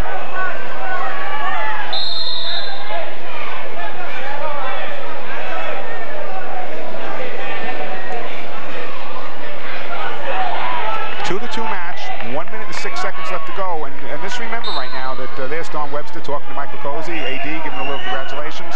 First time we've seen Mike sitting down tonight. We've seen him in a crouch position, standing up and pacing. With 55 seconds or so left in this match, I don't know that either wrestler is going to get a takedown. Remember, Toby Elmore, the Sachem wrestler, got a stalling warning on him early in the match, and if he doesn't get active out there, that stalling warning may get hit with one more point, and that will be a 3-2 decision for Adam Forstner.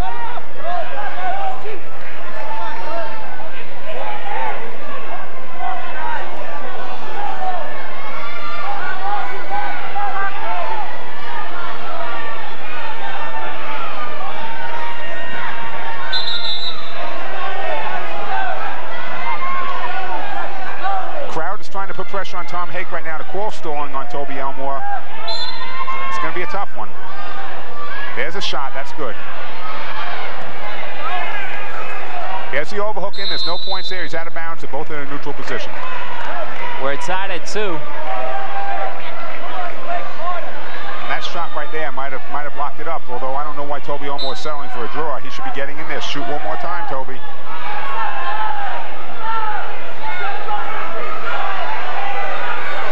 Down to 15 seconds. And Adam Forstner's just standing around too. I give the credit there to Toby 2 times in a row.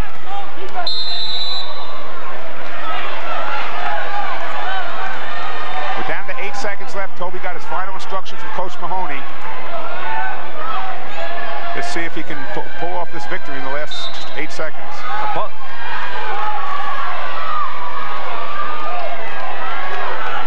Time will run out. Ends in a draw.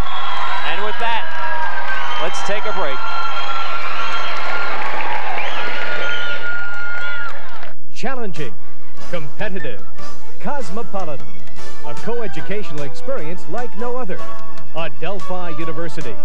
Drawing upon a century of academic experience, Adelphi concentrates on a higher education that stresses the fundamentals of liberal learning. At Adelphi, we'll help you to develop new interests and establish your focus in life. It's a commitment to intellect, a commitment to you. That's the Adelphi commitment.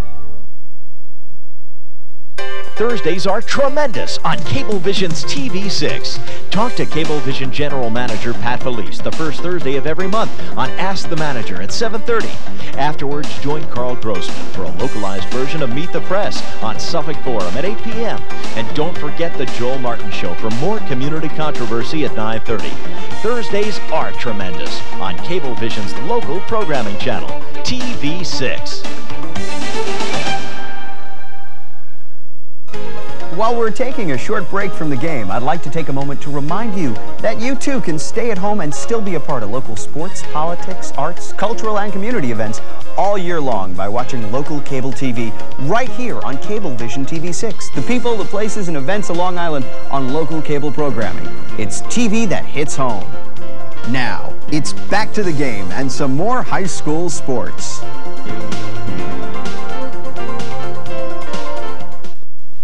Creating unique local programming for unique local people. Cablevision, Suffolk County, TV6.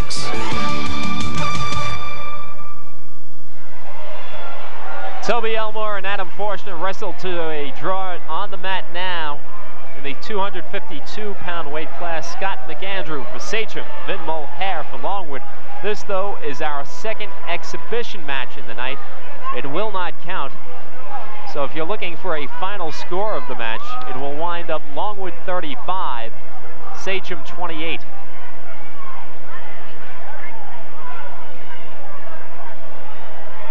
Vinny Mulhare of Longwood, only a 10th grader. And, well, I tell you, when you have size like that, Walt, as a 10th grader, that's something football coaches drool over. Intimidating. Vinny was second in the Anderson Memorial Tournament when Longwood went upstate. Scott McAndrew, the Sachem senior, won the Herrick's tournament. He won the Bellport tournament when the teams went upstate because there was nobody to wrestle in that Mayo Pack New Paltz match. And he was an all-leaguer as a 10th and 11th grader, placing in the leagues at 253 in both his sophomore and junior year. Well, you don't see too many throws like that out of your heavyweights. He's going for the pin right now, and this match is not going to last much longer. When you have 253 pounds on your chest like that, it is all over, but the counting. Scott McAndrew fighting for that pin, and he's got it. Scotty McAndrew wins the battle. Longwood, though, wins the war. McAndrew pulls off the pin. Once again, let's quickly check in with Jimmy Cavallo. Okay, Walter, Don Webster, Longwood AD. Don, I don't think you could ask for a more exciting night of high school sports in Suffolk County. No, as usual, the Sachem Longwood wrestling matches goes right down to the very end. Great crowd. We look forward to hosting it every year. Tommy Sabatel does a great job over at Sachem, and can't ask for a better night. Very exciting. I tell you, I don't know if everybody here was a die-hard wrestling fan, but for one night, it seems like everybody just is a WrestleManiac. Yeah, I think everybody looks forward to this matches. We have people that call us and say they put their work schedule around this. People that don't come to a wrestling match for the entire year make sure they get tickets for this one. And it's created some nice excitement throughout Suffolk County and probably the state too. So we enjoy hosting Sachem and having them here, and we look forward to it every year. All right, a great night of high school wrestling. I want to thank Don for having us. A good time as always for TV6. Let's send it back over to Walt and Tommy. Thank you. All right, Jimmy, Tommy, just your overall impression of the match. Well, first of all, just as Don said, it's a fantastic evening right here, and I was really shocked at the number of pins. I'm very, very impressed with Longwood's aggressiveness, the way they go for the cradles, the amount of cradles that they use, just their ability, and I'm so impressed with the pride that Sachem has. A never-say-die spirit keeps coming back, and unfortunately, when it came down to the Abley match against Kerry McCoy, it was just something that I don't think Sachem expected, and that really was the final nail in the coffin. Final score tonight, Longwood 35, Sachem 28. We're back with the post-game, or post-meet, I should say, right after this.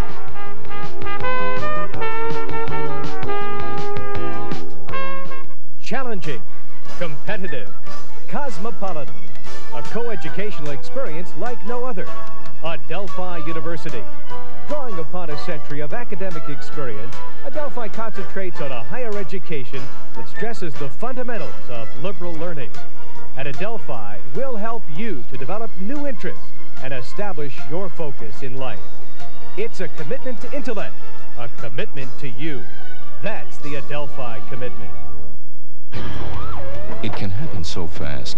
You're in an emergency room and you can't speak. That's when Medical Alert speaks for you.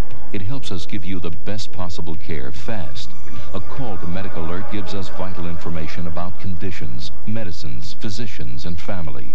Medical Alert helps us save lives. Millions worldwide depend on Medical Alert protection. To learn more, ask your pharmacist or call 1-800-ID-ALERT. That's 1-800-ID-ALERT.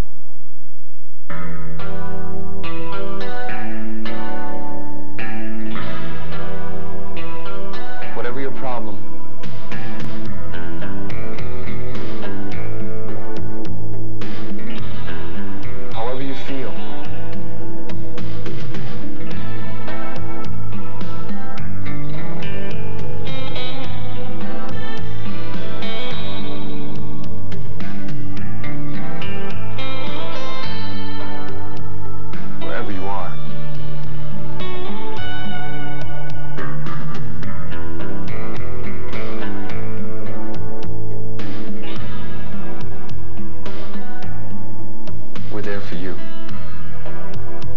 Boys Town National Hotline, 1-800-448-3000. There's no charge, and you can call anytime. The Boys Town National Hotline, 1-800-448-3000.